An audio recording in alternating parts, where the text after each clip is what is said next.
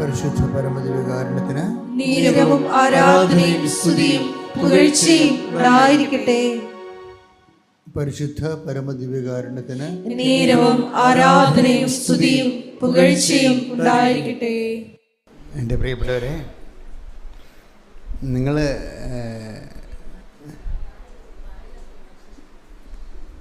സന്തോഷകരമായ ഒരു ഉടമ്പടി ജീവിതം, അതാണ് ഉടമ്പടി കൊണ്ട് നമ്മൾ ഉദ്ദേശിക്കുന്നത്. സന്തോഷകരമായ ഒരു ഉടമ്പടി ജീവിതം. അപ്പോൾ നമ്മൾ ചോദിക്കണമൊക്കെ കിട്ടി അനുഭവിച്ച് സന്തോഷപ്പെടുക മാത്രമല്ല, അത് ഇതിനകത്തൊരു ഭാഗമാണ്. ചില സമയത്ത് ചോദിക്കണ കിട്ടിയില്ലെങ്കിലും കിട്ടുന്നവരെയോ അതില്ലാത്തത് കൊണ്ടോ ഉണ്ടാകാവുന്ന ദുഃഖങ്ങളുടെ മേൽ കർത്താവ് അഭിഷേകം തരും. എൻ്റെ പ്രിയപ്പെട്ടവരെ, എപ്പോഴും ദൈവത്തിൽ നിന്ന് നമ്മൾ ഈശോയുടെ പ്രാർത്ഥനയില്ലേ, ഒരു വല്ലാത്ത പ്രാർത്ഥനയാണ്. എന്താണ്? സ്വർഗസ്ഥനായ അങ്ങയുടെ നാമം പൂജിതമാകണമേ, അങ്ങയുടെ രാജ്യം വരണമേ. അത് ഓപ്പൺ ടു ദി സ്പിരിറ്റാണ്. ദൈവത്തിൻ്റെ പരിപാലനയ്ക്ക് സ്വയം സമർപ്പിച്ചിരിക്കുകയാണ്. അതിൻ്റെ അകത്ത് അതൊരു ആധ്യാത്മിക ലക്ഷ്യം അനോയിൻറ്റിങ് ആണ്. എല്ലാ വിഷയങ്ങളും അത് ഈ സ്വർഗസ്ഥനായ പിതാവിൻ്റെ വിഷയം എന്ന് പറഞ്ഞത്, ഈ സ്വർഗസ്ഥനായ പിതാവിൻ്റെ പ്രാർത്ഥന ചെല്ലണമെങ്കിൽ ഒരു മിനിമം അനോയിൻറ്റിങ് ഉള്ളവർക്ക് മാത്രമേ ചെല്ലാൻ പറ്റത്തുള്ളൂ. അല്ലാത്തവർക്ക് അക്ഷര ശ്ലോകം പോലെ ഇരിക്കും.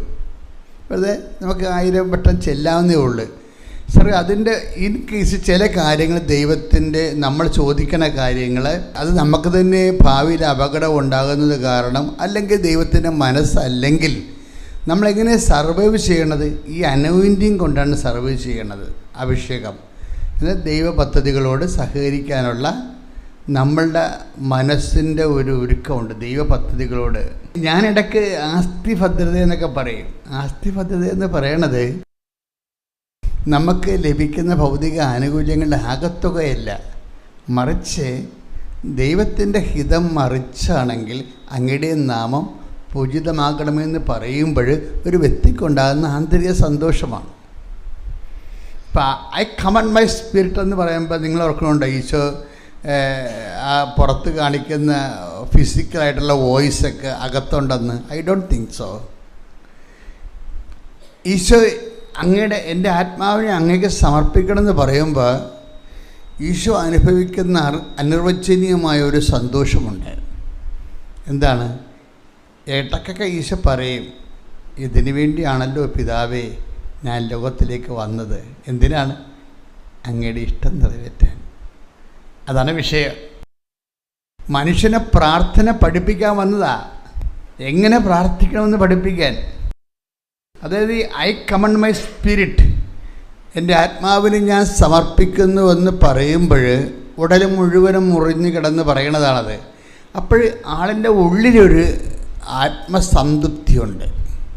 പക്ഷേ ഈ സംതൃപ്തിയെക്കുറിച്ച്, സംതൃപ്തിയിൽ നിന്നാണല്ലോ സന്തോഷം വരണത്, സംതൃപ്തിയെക്കുറിച്ച് ഐസയ നന്നായിട്ട് നേരത്തെ ഈ സകലദാസൻ്റെ കഥ പറയുമ്പോൾ ഐസയ പറയുന്നുണ്ട്, അവൻ്റെ തലമുറകളിൽ ജനിക്കാൻ പോകുന്ന, അവൻ്റെ രക്തത്തിൽ ജനിക്കാൻ പോകുന്ന തലമുറകളെ ഓർത്തുകൊണ്ട് അവൻ സംതൃപ്തി അടയുമെന്ന്.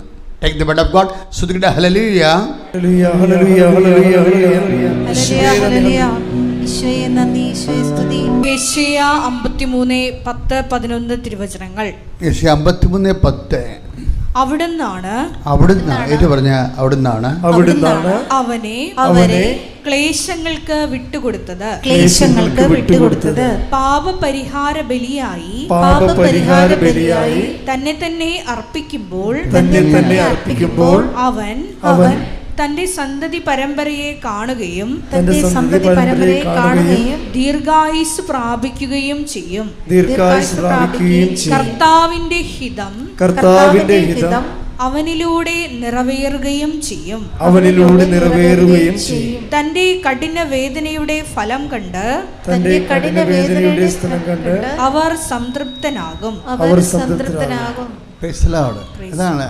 അപ്പോൾ അതായത് ഈ ഐ കമൻഡ് മൈ സ്പിരിറ്റ് എന്ന് ഈശോ പറയത്തില്ലേ അവസാനം, എൻ്റെ ആത്മാവിനെ ഞാൻ സമർപ്പിക്കുമെന്ന് പറയുമ്പോൾ ഈ സഹനത്തിൻ്റെ ഉച്ചസ്ഥായിയിൽ നിന്നുകൊണ്ട് ഈശോ അനുഭവിക്കുന്ന ഒരു സന്തോഷം സമർപ്പണത്തിൻ്റെ സന്തോഷമാണ്. അത് ഈ സ്വർഗസ്ഥനായ പിതാവേ, അങ്ങയുടെ നാമം പൂജിതമാകണമെന്ന് പ്രാർത്ഥിക്കുമ്പോൾ ഓരോ വ്യക്തിയും കിട്ടിയ അഭിഷേകത്തിൻ്റെ ആധാരങ്ങളാണ്. കൈയടിച്ച് ശ്രുതികട്ടെ ഹല്ലേലൂയ.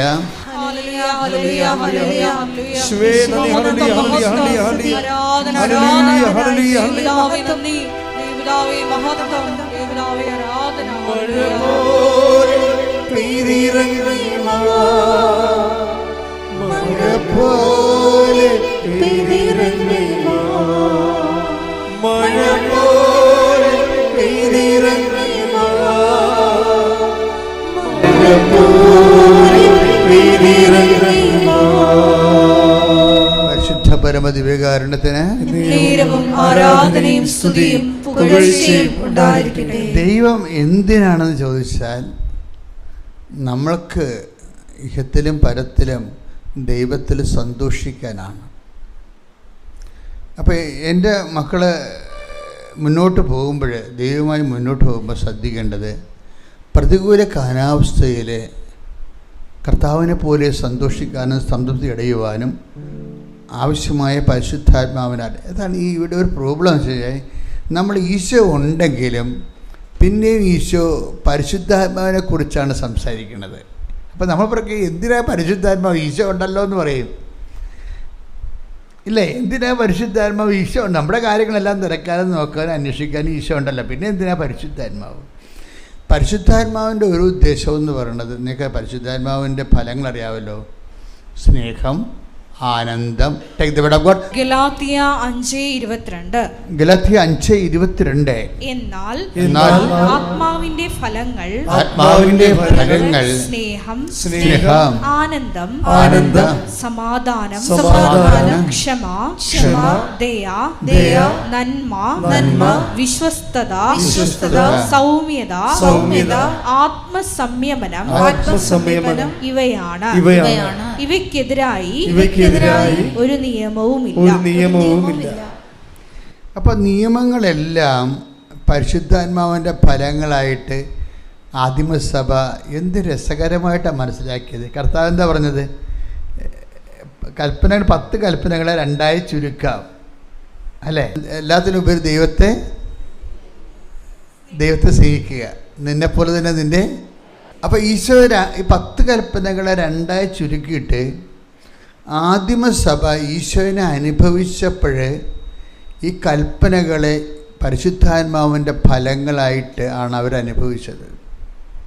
ഇപ്പോൾ കൽപ്പനകൾ, നമ്മളിപ്പോൾ പെന്തക്കോസ്തയിലേക്ക് പോവുകയാണേ.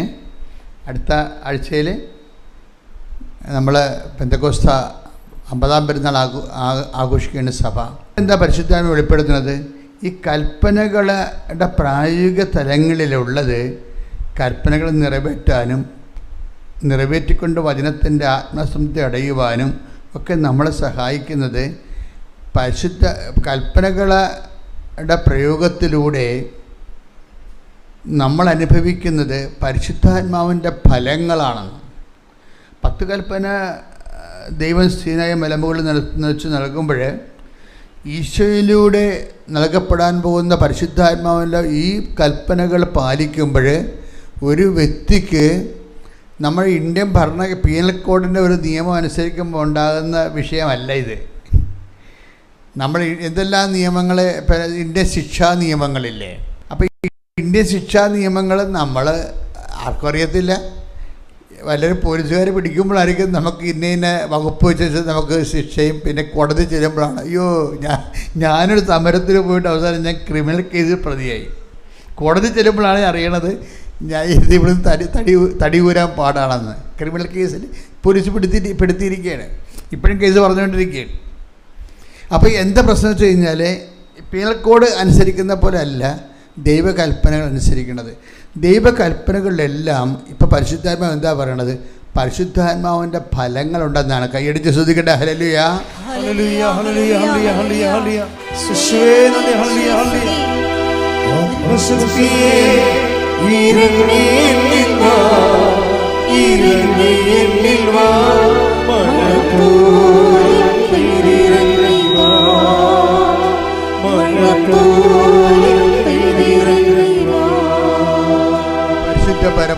ദിവ്യകാരുണ്യത്തിന് നേരവും ആരാധനയും സ്തുതിയും പുകഴ്ചയും ഉണ്ടായിരിക്കട്ടെ.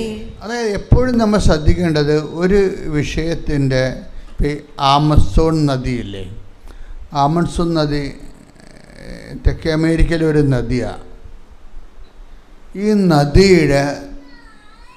നദി ഒഴുകുന്നതിന് താഴെ കൂടി ആയിരക്കണക്കിന് കിലോമീറ്റർ താഴെ ഭൂമിയുടെ അടിയിൽ കൂടി വേറെ ഒരു ആമസോൺ ഒഴുകുന്നുണ്ടെന്നാണ് പറയണത്.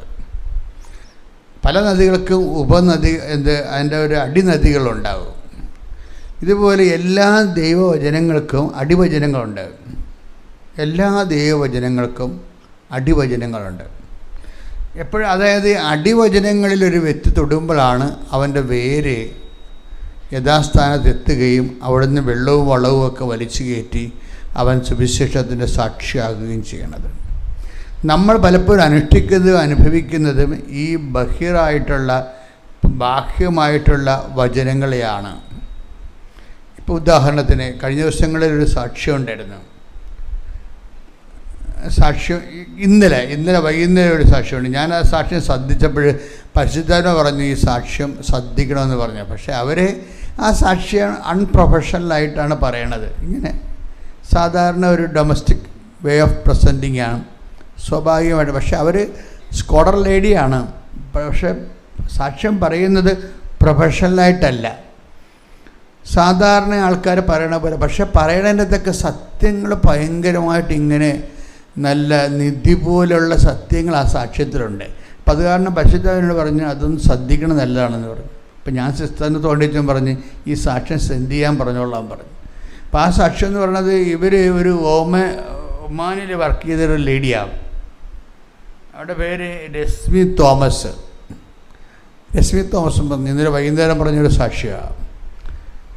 അപ്പോൾ ഇവർ പറയുന്ന കൂട്ടത്തിൽ ഇവർ പറയണത് ഈ വലിയൊരു പ്രശ്നമാണല്ലോ, ഈ പ്രവാസികൾ തിരിച്ചു വരുന്നു. ഇപ്പം നോർക്കായിലൊക്കെ ഇപ്പോൾ നമുക്കിപ്പോൾ ഭരണമായിട്ടില്ലല്ലോ, അത് കാരണം നോർക്കായ് പോലെയുള്ള വിഷയങ്ങൾ അവർക്ക് അതിന് മന്ത്രിയില്ല, ഇപ്പം ഉദ്യോഗസ്ഥന്മാർ മാത്രമേ ഉള്ളൂ. അത് കാരണം യുദ്ധം വന്നപ്പോൾ കുറേ ആൾക്കാർ മലയാളികൾ ഇങ്ങോട്ട് പോരാനുള്ളൊരു പെട്ടുപോയിട്ടുണ്ട്. ഇപ്പം നോർക്കായിലേക്ക് വിളിച്ച് ചോദിക്കുമ്പോൾ അവർ പറയണത് നിങ്ങൾ എംബസിയുമായിട്ട് ബന്ധപ്പെടാനാണ്. ഇപ്പം നോർക്കായിട്ട് വിളിക്കേണ്ട കാര്യമില്ലല്ലോ, നേരെ എംബസിയായിട്ട് വിളിച്ചാൽ. ഈ നോർക്കായ്ക്ക് നമ്മൾ എത്രയോ ലക്ഷം രൂപ നികുതിയിൽ നിന്ന് ശമ്പളം കൊടുക്കുന്നുണ്ട്. നോർക്കായിലേക്ക് വിളിച്ചു ചോദിക്കുകയാണ്. ഓരോ കുവൈറ്റുകാരനും ഗൾഫിൽ പെട്ടുപോയ ആൾക്കാരെ വിളിച്ചു ചോദിക്കുകയാണ്. അപ്പോൾ നോർക്കായി എന്ന് പറഞ്ഞ മറുപടി എന്താ, നിങ്ങൾ എംബസിയുമായിട്ട് ബന്ധപ്പെടാൻ വേണ്ടി ഇവർ ഇത്രയും ശമ്പളം മേടിക്കേണ്ട കാര്യമില്ലല്ലോ. അപ്പോൾ ഇതൊക്കെ ഇങ്ങനെ നോക്കുകുത്തിയായിട്ട് ഇരിക്കുകയാണ്. ശരിക്കും പറഞ്ഞാൽ നമ്മുടെ നികുതിപ്പണവും വിഴുങ്ങി നോക്കുകുത്തിയായിട്ടിരിക്കുക. എപ്പോഴും നമ്മൾ ഉത്തരവാദിത്തപ്പെട്ട ഉദ്യോഗസ്ഥന്മാർ ശ്രദ്ധിക്കണം. നിങ്ങൾ ജനങ്ങളുടെ സേവനത്തിന് വേണ്ടി ജനങ്ങൾ അധ്വാനിച്ച പണം നികുതിയായിട്ട് നൽകിയിട്ടാണ് നമുക്ക് ശമ്പളമായിട്ട് കിട്ടുന്നത്. അപ്പോൾ ജനങ്ങളുടെ കാര്യങ്ങൾ കൃത്യമായിട്ട് നോക്കണം. അതില്ലെങ്കിൽ ഉദ്യോഗസ്ഥ മേഖലയിൽ ഇരിക്കുന്നവർക്കും അത് പാപകരമായി അവിടെ കൃപ നഷ്ടപ്പെട്ടു. ഇപ്പോൾ നിങ്ങൾ ഉടമ്പടി എടുത്തിട്ടുണ്ട്, പക്ഷേ നിങ്ങളൊരു ഉഴപ്പ് ഉദ്യോഗസ്ഥനാണെങ്കിൽ എന്ത് ചെയ്യും? ഉടമ്പടി വർക്ക് ചെയ്യത്തില്ല. നിങ്ങൾ ഉദ്യോഗസ്ഥനാണ്. ഇപ്പോൾ ഉദ്യോഗസ്ഥൻ ഒരു ക്രിസ്തു ഹോണറിങ്, ഇപ്പം ക്രിസ്ത്യൻ എന്ന് ഞാൻ പറഞ്ഞില്ല, ക്രൈസ്റ്റ് ഹോണറിങ്, ക്രിസ്തുവിനെ ഹോണർ ചെയ്യുന്ന ഒരു ഉദ്യോഗസ്ഥനാണെങ്കിൽ നിങ്ങളൊരു വലിയ ഏറ്റവും ടോപ്പ് ഉദ്യോഗസ്ഥനായിരിക്കണം. എന്ന് വെച്ച് കഴിഞ്ഞാൽ നിങ്ങളുടെ ക്വാളിറ്റി, ആൾക്കാരുടെ പെരുമാറ്റം, പ്രത്യേകിച്ച് വലിയ വിദ്യാഭ്യാസമൊന്നും ഇല്ലാത്തവരോടുള്ള പെരുമാറ്റം, വലിയ കഴിവും അറിവും ഇല്ലാത്തവരുടെ പെരുമാറ്റം വളരെ ഹൃദ്യമായിരിക്കണം. അതായത് ഒന്നാമത്തെ കമ്മ്യൂണിക്കബിളായിരിക്കണം റിലേഷൻസ്. കഴിഞ്ഞ ദിവസങ്ങളിൽ ഈ രശ്മി തോമസിൻ്റെ സാക്ഷ്യത്തിലുള്ളൊരു കാര്യമാണ്. അവർ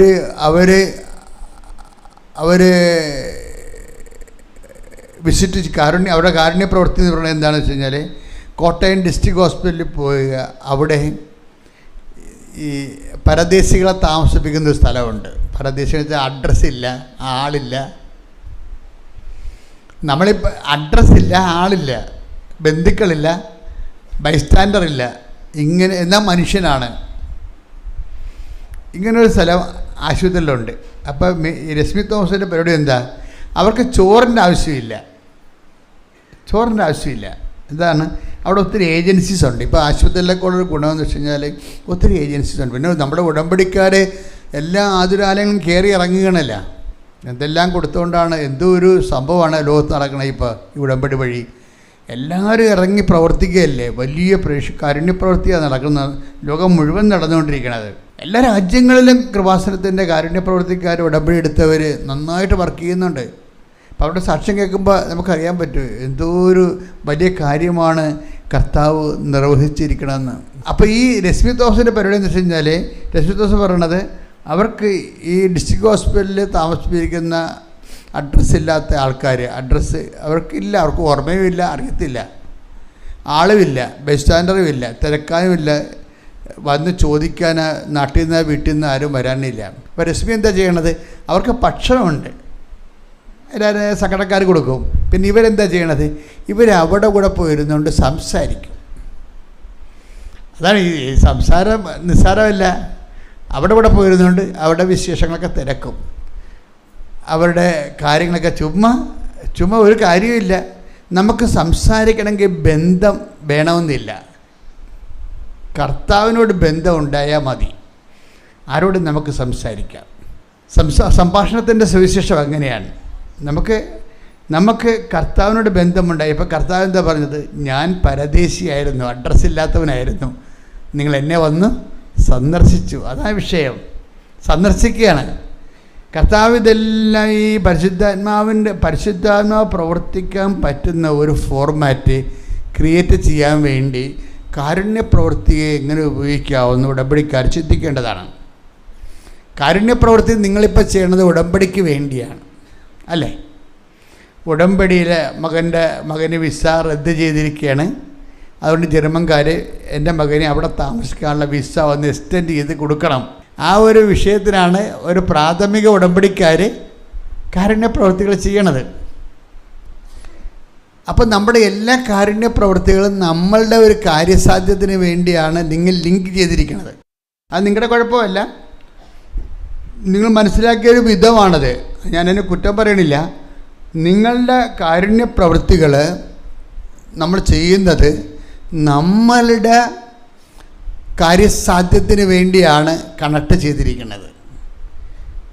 അപ്പോഴുള്ള പ്രശ്നം വെച്ചാൽ കാര്യങ്ങളില്ല എന്നുണ്ടെങ്കിൽ കാരുണ്യമില്ല.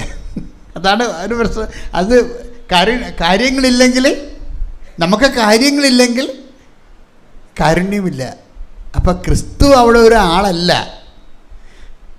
കാരുണ്യപ്രവൃത്തി ചെയ്യുന്നവർ, ഉടമ്പടി കാരുണ്യപ്രവൃത്തികൾ ചെയ്യുന്നവർ ശ്രദ്ധിക്കണം. നമ്മുടെ കാരുണ്യപ്രവൃത്തിയിൽ ക്രിസ്തു കക്ഷിയാണോ എന്ന് ചിന്തിക്കണം. നമ്മുടെ കാരുണ്യപ്രവൃത്തിയിൽ ക്രിസ്തു കക്ഷിയാണോ? പലപ്പോഴും ക്രിസ്തു അതിൻ്റെ അകത്ത് കക്ഷിയല്ല. എന്താണ്, നമുക്ക് ഈ ജപ്തി നടപടിയിലാണ്, ജപ്തി മാറാൻ വേണ്ടി നമ്മൾ കാരുണ്യപ്രവൃത്തികൾ ചെയ്യും. അപ്പം എന്താണ്, നമ്മുടെ കാര്യങ്ങളാണ് കാരുണ്യപ്രവൃത്തിക്ക് നമ്മളെ സഹായിക്കണത്. ഇപ്പോഴെന്താണ് അച്ഛനിലൂടെ ഈശോ പറയണത്, ഈ ഒരു ഇതിൽ നിന്ന് നിങ്ങൾ ഒന്ന് സ്വിച്ച്, വേറെ ഇതിൽ നിന്ന് സ്വിച്ച് മാറ്റി കൊടുക്കണമെന്നാണ് പറയണത്. ചേഞ്ച് ഓവർ സ്വിച്ച് വേറെ സ്വിച്ചിലേക്ക് മാറ്റണം. ഇപ്പം ഞങ്ങൾക്കിവിടെ പല ക്യാമറ ഇല്ലേ, പല ക്യാമറ ഇല്ല, 3 ക്യാമറ ഇരിപ്പുണ്ട്. ഈ 3 ക്യാമറ അവിടെ നിങ്ങൾക്ക് വരുമ്പോൾ എങ്ങനെയാണ്, എല്ലാം എപ്പോഴും ഇങ്ങനെ അച്ഛനാണ് കാണിച്ചുകൊണ്ടിരിക്കുന്നത് അല്ല. ഇടയ്ക്ക് ദേഷ്യപ്പെടുന്ന കാണിക്കാൻ, ദേഷ്യപ്പെടുന്ന അതിന് വേണ്ടി കുളിച്ചു ഒരുങ്ങി വളരെ മിടുക്കനായിട്ടാണ് വരുന്നത്. അമ്പിളിക്ക് കുഴപ്പമില്ല, വൃത്തിമേനായിട്ട്. എന്താണ്, ഒരു ക്യാമറ അങ്ങോട്ട് സ്വിച്ച് ഓവർ ചെയ്യും. അപ്പം അത് നമുക്ക് നിർബന്ധമാണ്, നമ്മുടെ ഒരു ഭാഗമാണ്, ശുശ്രൂഷ ഭാഗം. സാധാരണ പാട്ടുകാരെ കാണിക്കാറില്ല, ധ്യാനഗുരുക്കന്മാരെ കാണിക്കത്തുള്ളൂ. നമ്മുടെ കൃപാസനത്തിൽ പണ്ട് മുതലേ ഇങ്ങനെ എനിക്ക് പാട്ടുകാരെ ഇഷ്ടമായത് കാരണം ഞാൻ ഈ പാട്ടുകാരെ ഒന്ന് ഹൈലൈറ്റ് ചെയ്യാൻ വേണ്ടി ഇടയ്ക്ക് ഒരു ക്യാമറ അവർക്ക് കൊടുക്കും. അപ്പം അങ്ങനെ നിങ്ങളിലേക്ക് തരും. സുതിപ്പ് കൂടുമ്പോൾ കൊച്ചുകൂട്ടൻ നിങ്ങളിലേക്ക് തിരിച്ചു വെക്കണം കാണാം. അപ്പോൾ അങ്ങനെ തിരിച്ചു വെക്കുമ്പോൾ നിങ്ങളെ കാണിക്കും ടി വിയിൽ. അതെന്താ, പക്ഷേ സ്വിച്ച് വേറെയാണ്. അവിടെ ഒരാൾ ഇരിപ്പുണ്ട് കൺട്രോൾ റൂമിൽ. അയാൾ ക്യാമറ എങ്ങോട്ട് തിരിയുന്നു അങ്ങോട്ട് സ്വിച്ച് ഓവർ ചെയ്യും. അങ്ങനെയാണ് ആ സാധനം ഇടയ്ക്കിടയ്ക്ക് പല സംഭവങ്ങൾ കണ്ടുകൊണ്ടിരിക്കുന്നത് നമ്മൾ.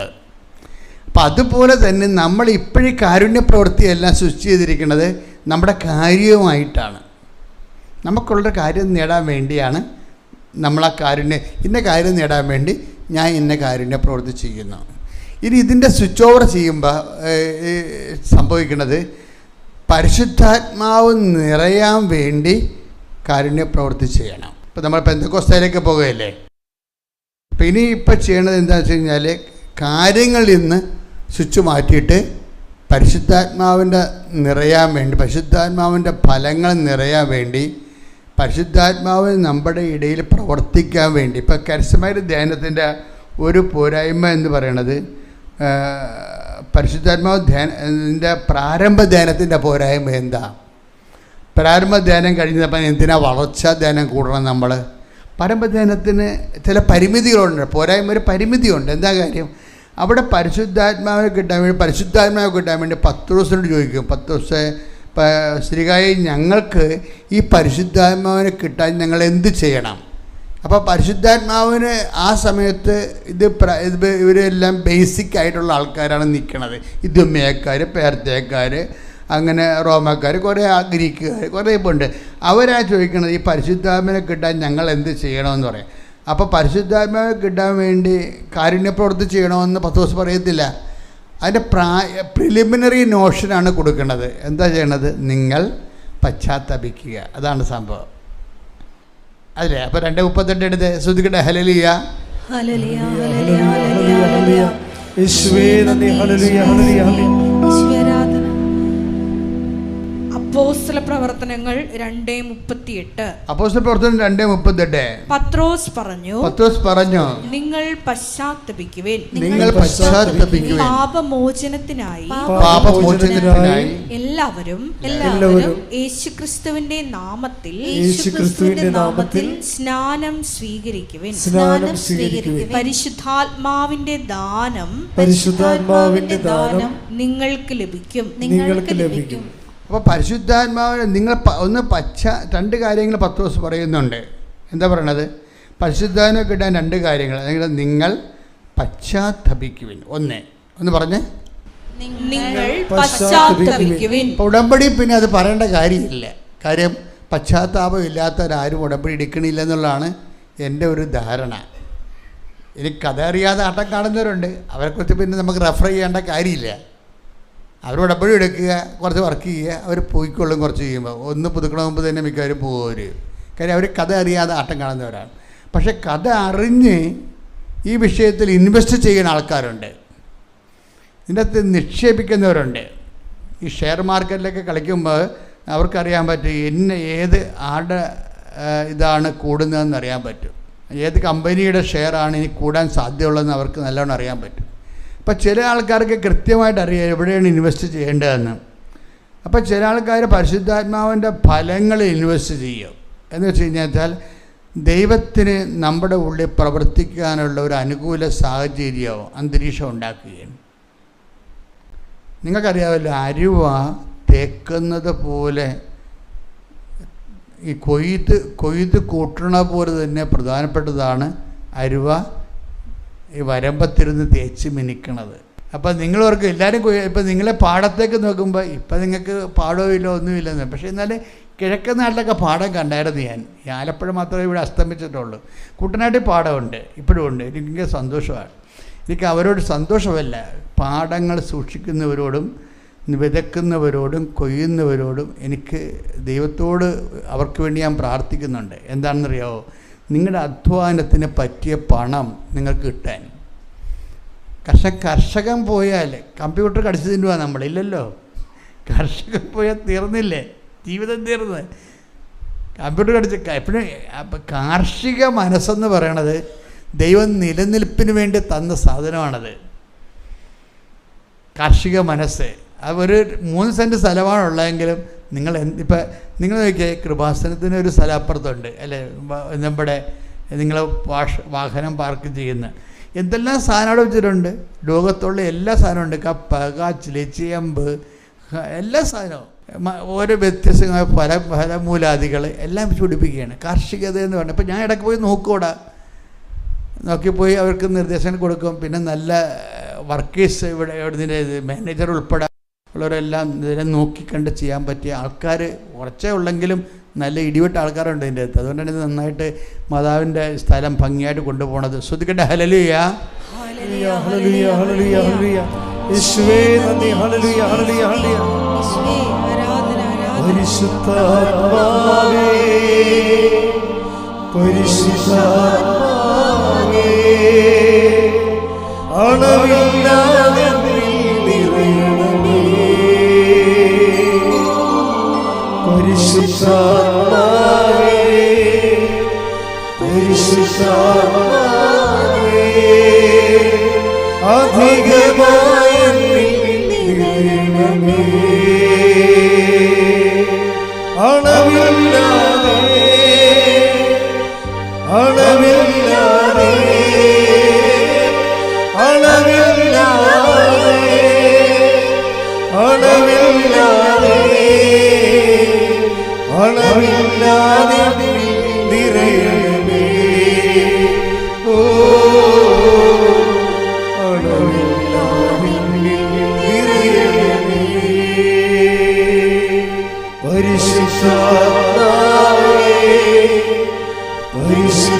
പരിശുദ്ധാത്മാവേ അളവില്ലാതെ നിറയണമേ.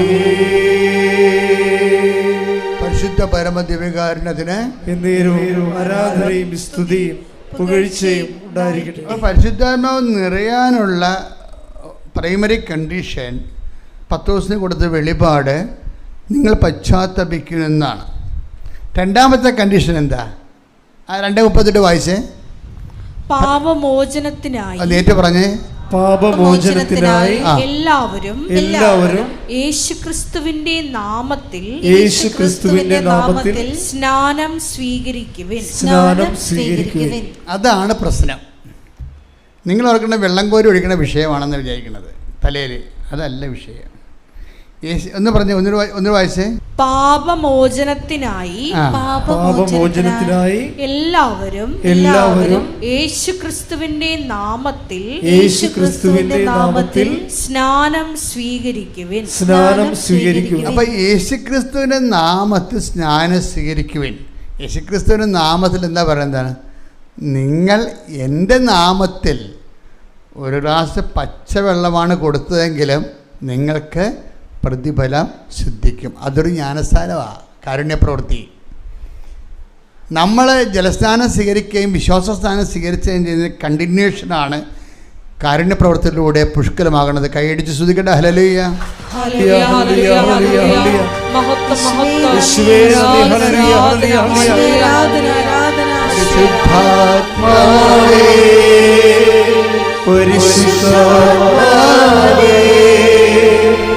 അളവില്ലാതെ നിറയണമേ. പരിശുദ്ധാത്മാവേ പരിശുദ്ധാത്മാവേ അധികമായി നിറയണമേ. ഇനി ഈ നടപടി പുസ്തകത്തിൻ്റെ 2:38 പറയുന്ന നിങ്ങൾ പറഞ്ഞേ, യേശുക്രിസ്തുവിന്റെ നാമത്തിൽ സ്നാനം സ്വീകരിക്കുവേൻ. അപ്പോൾ ദൈവത്തിന്റെ പരിശുദ്ധാത്മാവിനെ നിങ്ങൾക്ക് ലഭിക്കും. അപ്പൊ പരിശുദ്ധാത്മാവിനെ ഇങ്ങനെ തുടർച്ചയായി ലഭിച്ചുകൊണ്ടിരിക്കുന്ന സ്നാനമെന്ന് പറഞ്ഞാൽ എന്താ? പരിശുദ്ധാത്മാവിന്റെ ഫലങ്ങൾക്ക് അധിഷ്ഠിതമായിക്കൊണ്ട്. പരിശുദ്ധാത്മാവിന്റെ ഫലങ്ങൾ എന്തൊക്കെയാണ്? ഗലാത്യർ 5:22 എന്താണ്? സ്നേഹം, ആനന്ദം, ക്ഷമ. അപ്പം അവിടെ ക്ഷമ ഒന്നില്ലേ? അപ്പം നിങ്ങൾ ആരോടും മിണ്ടാണ്ടിരിക്കുന്നുണ്ടെങ്കിലേ ക്ഷമിച്ചാൽ അപ്പം പരിശുദ്ധാത്മ അലോട്ട് ചെയ്യുന്നതാണ്. കൈയടിച്ച് ശ്രദ്ധിക്കട്ടെ. ഹല്ലേലൂയ.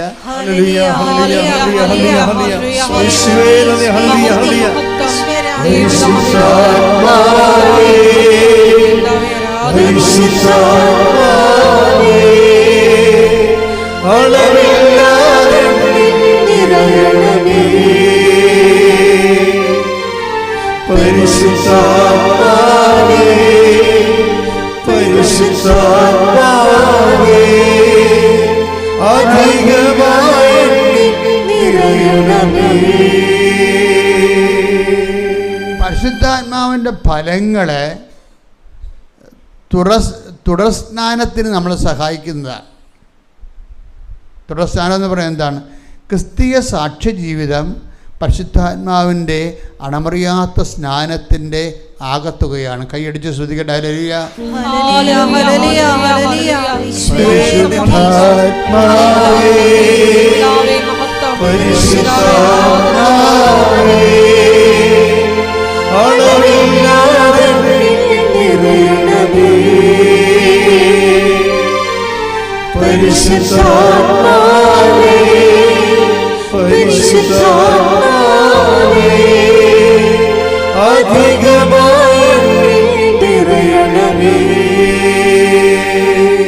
അപ്പൊ ഈ രശ്മി തോമസിന്റെ ജ്ഞാനസ്നാനങ്ങൾ, രശ്മി തോമസ് എന്ന് ഞാൻ ഇപ്പോൾ പറഞ്ഞില്ലേ, അവരുടെ ജ്ഞാനസ്നാനങ്ങൾ, തുടസ്നാനങ്ങൾ ഭയങ്കര രസമാണ്.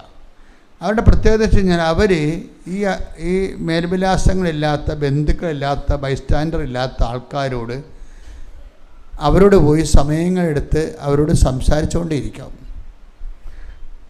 അപ്പോൾ സംസാരിക്കുമ്പോൾ എന്താ സംഭവിക്കണത്? അവർക്ക് ആരോ ഈ ഭൂമിയിലുണ്ട്, പിടിച്ചു നിൽക്കാൻ ആരോ ഉണ്ടെന്നൊരു ആത്മവിശ്വാസം അവർക്ക് കിട്ടും. അപ്പം നിസ്സാര കാര്യമല്ല. അതുകൊണ്ടാണ് ഈശോ പറഞ്ഞത്, ഞാൻ പരദേശിയായിരുന്നു, നിങ്ങളെന്നെ സന്ദർശിച്ചു. അപ്പോൾ ഉടമ്പടിയുടെ സ്വിച്ച് ചെയ്യണം എങ്ങനെയാണ്? ഉടമ്പടി നിങ്ങൾ ജപ്തി നടപടി, മകളുടെ കല്യാണം, മകൻ്റെ വിസ പുതുക്കൽ, ആ ഒരു ഇൻറ്റൻഷനിൽ നിന്ന് സ്വിച്ച് ഓവർ ചെയ്തിട്ട് എന്ത് ചെയ്യണം? ഞാൻ ഉടമ്പടി ജീവിക്കണത് പരിശുദ്ധാത്മാവിൽ നിറയാനാണ് എന്ന് പറഞ്ഞ് ഞാൻ ഉടമ്പടി ജീവിക്കാൻ പോകുന്നത് പരിശുദ്ധാത്മാവിന്റെ ഫലങ്ങളിൽ തുടർ സ്നാനം സ്വീകരിക്കുന്നതിനായി കർത്താവേ, പെന്തക്കോസ്ത മഹോത്സവത്തിലെ അങ്ങ് ഞങ്ങളെ ഒരുക്കണമേ. ശ്രുതിക്കട്ടെ. ഹല്ലേലൂയ.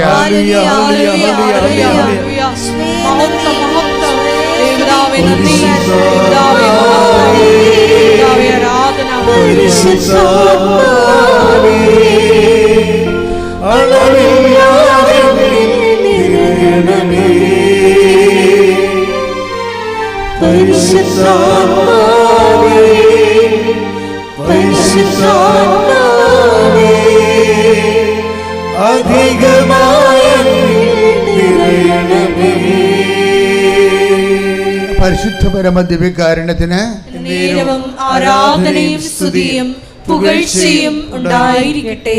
ജീവിതത്തിൻ്റെ ഭൗതിക തലങ്ങളെക്കുറിച്ച് അമിത ആസക്തിയില്ലേ, അത് അപകടം ചെയ്യും. അങ്ങനെയുള്ളവർക്ക് ദൈവത്തെ കണ്ടുമുട്ടാനും പാടായിരിക്കും. ജീവിതത്തിൻ്റെ ഭൗതിക തലങ്ങളെക്കുറിച്ചുള്ള അമിത ആസക്തി, ഒരു മിനിമം ആസക്തി നമുക്ക് വേണം. കാരണം ജീവിക്കാൻ വേണ്ടി, നമുക്ക് ജീവിക്കാനും ജോലി ചെയ്യാനും വളരാനുമൊക്കെ ദൈവം ഓരോരുത്തർക്കും ഓരോ പൊട്ടൻസി, സാധ്യത കൊടുത്തിട്ടില്ലേ. അതൊക്കെ നമുക്ക് സാറ്റിസ്ഫൈ ചെയ്യണം. പക്ഷേ ചിലർക്ക് അമിത ആസക്തിയാണ്. അമിത ആസക്തി ചില സമയത്ത് ആക്രാന്തം മൂത്ത് ഭ്രാന്ത് വരുമല്ലേ. അപ്പം അങ്ങനെ വരും ശരിക്കും. ഇപ്പം നിങ്ങളെപ്പോഴും ഇപ്പോൾ ഈ ടൈറ്റാനിക്കൊക്കെ അഭിനയിച്ച റോസില്ലേ, അവർ 97 അവർ ലോകത്തിലെ ഒരു ലോകസുന്ദരിയെ പോലെ അതിനകത്ത് അഭിനയിച്ചത്. ഇന്നിപ്പോൾ അവിടെ സ്ഥിതി കണ്ട. ഞാനതിനെക്കുറിച്ച് പറയണില്ല, അത്രയേ ഉള്ളൂ മനുഷ്യൻ. അതായത് വളരെന്തോറും തളരുമെന്ന് പറയുന്ന പോലുള്ള പരിപാടിയാണ്. ഈ ലോകത്തിലുള്ള എല്ലാ ഭൗതികമായ ആനുകൂല്യങ്ങളും അത് നമ്മൾ എത്ര വൃത്തിമനമായിട്ട് ജീവിച്ചാലും ഇതിനെല്ലാം ഒരു ടൈമുണ്ട്. ആ ടൈം കഴിയുമ്പോൾ നമ്മൾ എങ്ങനെ കെട്ടിപ്പിടിച്ചാലും ഈ സാധനം നിൽക്കത്തില്ല. അപ്പോൾ അതുകൊണ്ട് ശാശ്വതമായും നമ്മുടെ കൂടെ ഇല്ലാത്ത വിഷയത്തിനെ നിലനിർത്താൻ വേണ്ടി നമ്മൾ ഒത്തിരി ആക്രാന്തം കാണിച്ചിട്ടും വേസ്റ്റ് ഓഫ് ടൈമാണ് വരണത്. അത് കൈവിട്ട് പോകും. നമ്മൾ എത്ര ഇതാണെങ്കിലും കുറച്ച് കഴിയുമ്പോൾ കൈവിട്ട് പോകും. അപ്പം അതുകൊണ്ട് എന്താ പ്രശ്നം വെച്ച് കഴിഞ്ഞാൽ നമ്മളീ പല സമയത്ത് ടൈം ഇൻവെസ്റ്റ് ചെയ്യണില്ലേ. പ്രാർത്ഥന പോലും മുടക്കി, കുർബാന പോലും മുടക്കി ഓരോ കാര്യം നേടാൻ വേണ്ടി നമ്മൾ അതിനു വേണ്ടി എൻ്റെ പുറകെ തൂങ്ങി നടന്നത് കിട്ടിയില്ലെങ്കിൽ മാറിക്കിടന്ന് 2-3 ദിവസമൊക്കെ ആരോടും മിണ്ടാതെ മാറിക്കിടന്ന് നിലയം പിടിച്ച് കിടക്കണില്ലേ. ഈ മനുഷ്യന്മാരൊക്കെ ഒരു ഭയങ്കര ഈ നിരീശ്വരന്മാരെ ഒക്കെ അവർ പ്രഖ്യാപിക്കുന്നുണ്ട് അവർ നിരീശ്വരന്മാരാണെന്ന്. അപ്പോൾ നമുക്ക് അവരോട് ഒരു മാന്യത തോന്നും. അവരെ പ്രഖ്യാപിച്ചല്ലോ. കാര്യം അവർ ഈ കാഴ്ചപ്പാട് തോറ്റുപോയവരാണ്. കാര്യം എന്താണ്? ഇവിടെ ജീവിച്ചിട്ട് ഒരിക്കലും ഈശ്വരനെ കണ്ടെത്താൻ അവർക്ക് കഴിഞ്ഞില്ല. അത് തോൽവിയല്ലേ ശരിക്കും? അതിനേക്കാൾ വലിയ തോൽവി എന്തുണ്ട്? നമ്മളെപ്പോലുള്ളൊരു മനുഷ്യർ നിരന്തരം കർത്താവിനെയും കണ്ട് കർത്താവിൻ്റെ കൂടെ ജീവിച്ച് ജീവിതം അങ്ങോട്ട് ഇൻവെസ്റ്റ് ചെയ്തിരിക്കുക. അപ്പോൾ ഈ ഭൂമി കുറേ പേര് ദൈവത്തെ കണ്ടില്ലെന്ന് പറയുമ്പോൾ എന്തൊരു ജന്മന അന്ധന്മാരല്ലേ ശരിക്കും പറഞ്ഞ്. എന്നാലും അവർ അന്ധന്മാരാണെന്ന് പറയുന്നുണ്ടല്ലോ, ഞങ്ങൾ നിരീശ്വരന്മാരാണെന്ന് അവർ പറയുന്നുണ്ടല്ലോ, അത്രയും മാന്യതയുണ്ട്. ഇവിടുത്തെ പ്രശ്നം എന്താ? പ്രാക്ടിക്കൽ എത്തൈസമാണ്. ഈശ്വരനിൽ വിശ്വസിക്കുകയും ചെയ്യും. എന്തെങ്കിലും ഇവന് ആക്രാന്തം മൂത്ത് ചോദിച്ച കാര്യം കിട്ടിയില്ലെങ്കിൽ ഭ്രാന്ത് പിടിച്ച് മുറി കമന്ന് കിടക്കുകയും ചെയ്യും. ഈ കമന്ന് കിടക്കുന്ന പാർട്ടിയാണ് ലോകത്തിലെ ഏറ്റവും വലിയ നിരീശ്വരവാദി. ഒരു സംഭവം ദൈവം നമ്മൾക്ക് ചോദിക്കണ കിട്ടിയില്ലെങ്കിൽ നമ്മളുടനെ കമന്ന് കെട്ടലേക്ക് കിടക്കും. ഊണും കഴിക്കത്തില്ല, എനിക്ക് വേണ്ടെന്ന് പറയും. അല്ല, നീ വന്ന് കഴിക്ക്, ഈ ലോകം ഇങ്ങനെയാണ്, കുറച്ച് കഴിയുമ്പോൾ എല്ലാം ശരിയാകും എന്ന് പറഞ്ഞ് പിന്നെ ഇവന് ഭൗതിക ആനുകൂല്യത്തിൻ്റെ തന്നെ ഇൻസെൻറ്റീവ് കൊടുത്തുകൊണ്ട് ഇവൻ്റെ അമ്മ പൊക്കിക്കൊണ്ട് വരും. അപ്പോഴും ദൈവത്തെക്കുറിച്ച് ആ പണ്ടാരം പറയത്തില്ല. നിനക്ക് ഈ ജോലി ഈ പെണ്ണ് പോയാൽ മറ്റേ പെണ്ണ് കിട്ടുമെന്നാണ് പറയണത്. ഒരു പ്രേമം പോകുമ്പോൾ കമന്നെടുത്ത് കിടന്ന് നിലവിളിക്കുമായിരുന്നു ചില അവളന്മാർ നിലവിളിക്കും, ചില അവന്മാർ നിലവിളിക്കും. അപ്പോൾ അമ്മ വന്ന് ചോറുണ്ണാൻ വിളിക്കുമ്പോൾ എനിക്ക് വേണ്ടെന്ന് പറയുമ്പോൾ അമ്മ എന്താ തിരിച്ച് പറയണത്? ആൻറ്റി, എടാ ഈ പെണ്ണ് പോയാൽ വേറെ പെണ്ണെ കിട്ടും എന്നല്ലേ പറയണത്. ഇത് പറഞ്ഞുകൊണ്ടാണ് ഒരാളെ പൊക്കിക്കൊണ്ട് വരേണ്ടത്. അപ്പോൾ ഭൗതിക കാര്യങ്ങളുടെ തോൽവിക്ക് അതിനേക്കാൾ ഭൗതികമായൊരു കാര്യം പറഞ്ഞു കൊടുത്തുകൊണ്ട് ആണ് അയാളെ പൊക്കണമെന്നുണ്ടെങ്കിൽ നിങ്ങൾ ഉടമ്പടിയിലാണോ? ഉടമ്പടി എന്ന് പറയുന്നത് ഈ രശ്മി തോമസിൻ്റെ ഒരു സാക്ഷിയുണ്ട്. രശ്മി തോമസ് അങ്ങനെ ഇരിക്കുമ്പോൾ രശ്മി തോമസ് മാതാവിനോട് ചോദിക്കും, ആം ഐ ഇൻ കവനൻറ്റ്? ഞാൻ കവനൻറ്റിലാണോ എന്ന് വെച്ചാൽ എന്താ പ്രശ്നം വെച്ച് കഴിഞ്ഞാൽ അവർക്കൊരു ജോലി കിട്ടി. ആ ജോലി നടത്തിക്കൊണ്ട് പോകുന്നതിന് ഉടമ്പടി തടസ്സമാണ്. ആ ജോലിക്ക് പോകാനും ആ ജോലിയുടെ കാര്യം നിർവഹിക്കുന്നതിനും ഉടമ്പടി തടസ്സമാണ്. അപ്പോൾ ഇവളൊരു സംഘർഷത്തിലാവും. എന്നിട്ട് ഇവർ തന്നെത്താൻ അമ്മയോട് പറയും, അമ്മേ, am I for covenant or for marry? അല്ലെങ്കിൽ ഞാൻ ഈ ഉടമ്പടിക്ക് വേണ്ടിയാണോ അതോ ജോലിക്ക് വേണ്ടിയാണോ? എനിക്ക് ജോലി ഇല്ലെങ്കിലും ഉടമ്പടി മതിയോ, ഉടമ്പടി ഇല്ലെങ്കിലും ജോലി മതിയോ? അതാ ചോദ്യം. ഇവർ ചുമ്മാ ഇങ്ങനെ പറഞ്ഞു പോയതാ. പക്ഷേ പരിശുദ്ധാത്മാവിനെ പറഞ്ഞ് ദാറ്റ്സ് എ പോയിൻ്റ് എന്ന്. എന്താണ് ഇവരോട് തന്നെ ചോദിക്കണത്? എന്താണ്? ഒരു ജോലി അവർക്ക് കിട്ടി. ആ ജോലി കിട്ടിയപ്പോൾ അവർ കെട്ടിലായി. എന്താ കാര്യം? അവർക്ക് ഉടമ്പടി മുന്നോട്ട് കൊണ്ടുപോകാൻ പറ്റണില്ല. അപ്പോൾ ഇവർ മാതാവുമായിട്ടിരിക്കുകയാണ്. കാരണം മാതാവിന് ഇവർ ഉടമ്പടി എടുക്കണ മുമ്പ് ഇവർ മാതാവിൻ്റെ ആളാണ്. കാര്യം ഒമാനിൽ ഇവർ നേഴ്സിംഗ് പ്രൊഫസറായിരുന്നു. ഒമാനിൽ 25 കൊല്ലമായിട്ട് നേഴ്സിംഗ് പ്രൊഫസറാണ്. അവിടെ നേഴ്സുമാരെ പഠിപ്പിക്കുന്ന പരിപാടിയായിരുന്നു. അപ്പോൾ ഒമാനിൽ പള്ളിയില്ല. പള്ളിയില്ല വന്നപ്പോൾ എന്ത് ചെയ്യും? പള്ളിയില്ല, അതുകൊണ്ട് കുർബാനക്ക് പോയില്ല. എന്തുമാത്രം നേഴ്സ് ക്രിസ്ത്യാനികളാണ് അവിടെ. പള്ളിയില്ലെന്ന് പറഞ്ഞുകൊണ്ട് കർത്താവിന് ജാക്കി വെക്കുന്ന ആൾക്കാർ. പള്ളിയില്ല, ഞങ്ങൾ എന്തും കുർബാനക്ക് പോകാത്തത്? പള്ളിയില്ലാത്തതുകൊണ്ട് പോണില്ല. അപ്പോൾ ദൈവത്തിൻ്റെ കണ്ണി വളരെ സുന്ദരമായിട്ട് രീതിയിൽ പൊടിയിടാൻ പറ്റുമല്ലോ. പക്ഷേ ദൈവത്തിൻ്റെ പ്രശ്നം പണ്ടുപോലെയുള്ള സംഭവം, ദൈവം ഈ സാധാരണ മനുഷ്യരെയും പരമാർത്ഥ ഹൃദയരെയും തമ്മിൽ തിരിക്കും. ഈശോ വന്നപ്പോൾ ആ തിരിവിന് മാറ്റമൊന്നുമില്ല. എന്താ കാര്യത്തിൻ്റെ? ഹൃദയശുദ്ധിയുള്ളവർ ദൈവത്തെ കാണും. അതാണത്. അതായത് നമുക്ക് വേണമെങ്കിൽ ദൈവത്തിൻ്റെ കണ്ണിപ്പൊടിയിടാം. ഒമാനിൽ പള്ളിയില്ല, അതുകൊണ്ട് ഞാൻ കുർബാനക്ക് പോയില്ല. അപ്പോൾ ദൈവത്തിന് വല്ലതും ചെയ്യാൻ പറ്റുമോ? ദൈവം പള്ളി കൊണ്ടെന്ന് വെച്ചാൽ ഞാൻ കുർബാനക്ക് പോകാം. ഇവർ പള്ളി വെച്ച് കൊടുത്താലും പോകത്തില്ല, അത് വേറെ വിഷയം. പക്ഷെ പറഞ്ഞു നിൽക്കാനും തരികിട പറയാനും ഉടായ്പ പറയാനും ഒരു പ്രശ്നവുമില്ല. പക്ഷേ രശ്മി തോമസ് എന്താ ചെയ്യണത്? ഇവിടെ പള്ളിയില്ല, പക്ഷേ ഞാൻ പള്ളി ഉണ്ടായിരുന്ന കുർബാനക്ക് പോയേനം. അതുകൊണ്ട് ആ കുർബാന ടൈമിൽ ഇരുന്നുകൊണ്ട് അഖണ്ഡ ജപമാല 1000 മണി ചെല്ലും. അതാണ് വിഷയം. അവർ ഉടമ്പടി എടുത്തിട്ടില്ലേ? അവർ ഒമാനില്ലേ, പള്ളിയില്ല, അതുകൊണ്ട് അവിടെ കുർബാനയില്ല. കുർബാനയില്ല, അതുകൊണ്ട് ഞാൻ സിനിമക്ക് പോയേക്കാമെന്നും അല്ലെങ്കിൽ കറക്കരിയാവെന്നും പന്നി ഇറച്ചി മേടിക്കാമെന്നല്ല പറയണത്. എന്താ പറയണത്? പള്ളിയില്ല, ആ കുർബാനക്ക് പോകേണ്ട ആ സമയം അതിനേക്കാൾ കൂടുതലും ഞാൻ 1000 മണി ജപമാല ചെല്ലുവന്ന് ഒറ്റയ്ക്കിരുന്നുണ്ട് 1000 മണി ജപമാലയില്ല. അപ്പോൾ എന്താ പ്രശ്നം വെച്ച് കഴിഞ്ഞാൽ ദൈവത്തിന് ഇവരുടെ വിശ്വാസത്തിൽ സംശയമില്ല. എൻ്റെ മക്കളെ, അതൊരു പ്രധാനപ്പെട്ട വിഷയമാണ്. നിങ്ങൾ ഉടമ്പടി എടുത്തോ ഇല്ലയെന്നല്ല. പ്രീ കവനൻ്റ് ടൈം ഉണ്ടല്ലോ, പ്രീ കവനൻ്റ് ടൈം, ഉടമ്പടി എടുക്കുന്ന മുമ്പുള്ള നിങ്ങളുടെ കാലം, അത് മേരി എസ്.ബി. തോമസിൻ്റെ കാലം എന്നൊക്കെ. അവർ ഉടമ്പടി എടുക്കുമ്പോൾ പള്ളിയില്ലാത്ത, കുർബാനയില്ലാത്ത ഒരു സ്ഥലത്ത് അവൻ ചെന്ന് പെട്ടു. പക്ഷേ എന്തു ചെയ്യും? അവളുടെ വിശ്വാസത്തിൽ ദൈവത്തിന് സംശയമില്ല. ഏറ്റവും വലിയ ഒരു പ്രധാനപ്പെട്ട കാര്യം, ഞാൻ നിങ്ങൾക്ക് നിങ്ങൾ രക്ഷപ്പെടാൻ വേണ്ടി ഞാൻ പറയുന്നതാണ്. ഏറ്റവും പ്രധാനപ്പെട്ട കാര്യം, നമ്മുടെ വിശ്വാസത്തിൽ ദൈവത്തിന് ഒരു വിശ്വാസം ഉണ്ടാക്കണം. അവിടെ പള്ളിയില്ലെങ്കിലും, പള്ളി ഉണ്ടായിരുന്ന സമയത്ത് അവർ പള്ളിയില്ലെങ്കിലും കുർബാന നടക്കുന്ന സമയത്ത് ഞായറാഴ്ച ദിവസം അവരെന്ത് ചെയ്യും? അവരത്രയും സമയം എടുത്തിട്ട് 1000 മണി ജപം, 53 മണി ജപം ചൊല്ലിയാലും മതിയേ, അത് 4 പ്രാവശ്യം ചൊല്ലിയാലും മതി. എങ്ങനെയല്ല, ഇവരതിൻ്റെ കോമ്പൻസേഷൻ എന്ന് പറയണത്, കുർബാനയുടെ കോമ്പൻസേഷനായിട്ടാണ് 1000 മണി ചെല്ലണത്. അപ്പോൾ കുർബാനയുടെ കോമ്പൻസേഷനായിട്ട് 1000 മണി ചൊല്ലി ദൈവവുമായിട്ട് റിലേഷൻസ് ഉണ്ട്. അപ്പോൾ ഇവരുടെ വിശ്വാസത്തിൽ ദൈവത്തിന് അവിശ്വാസമില്ല. അതാണൊരു പ്രശ്നം. അതെപ്പോഴും നമ്മൾ ശ്രദ്ധിക്കണം. നിങ്ങളെ പുതിയ ആൾക്കാരാണെങ്കിൽ പുതിയ ആൾക്കാർ അച്ഛൻ പറഞ്ഞ കേൾക്കണം. നമ്മുടെ വിശ്വാസത്തിൽ ദൈവത്തിന് അവിശ്വാസം ഉണ്ടാവരുത്. ഒന്ന് പ്രാർത്ഥിച്ച്, കർത്താവായ ദൈവമേ, എൻ്റെ വിശ്വാസത്തില് നിനക്ക് അവിശ്വാസമുണ്ടാകാത്ത രീതിയില് എന്നെ ആത്മീയമായി വളർത്തിയെടുക്കണമേ. ശ്രദ്ധിക്കട്ടെ. ഹല്ലേലൂയ.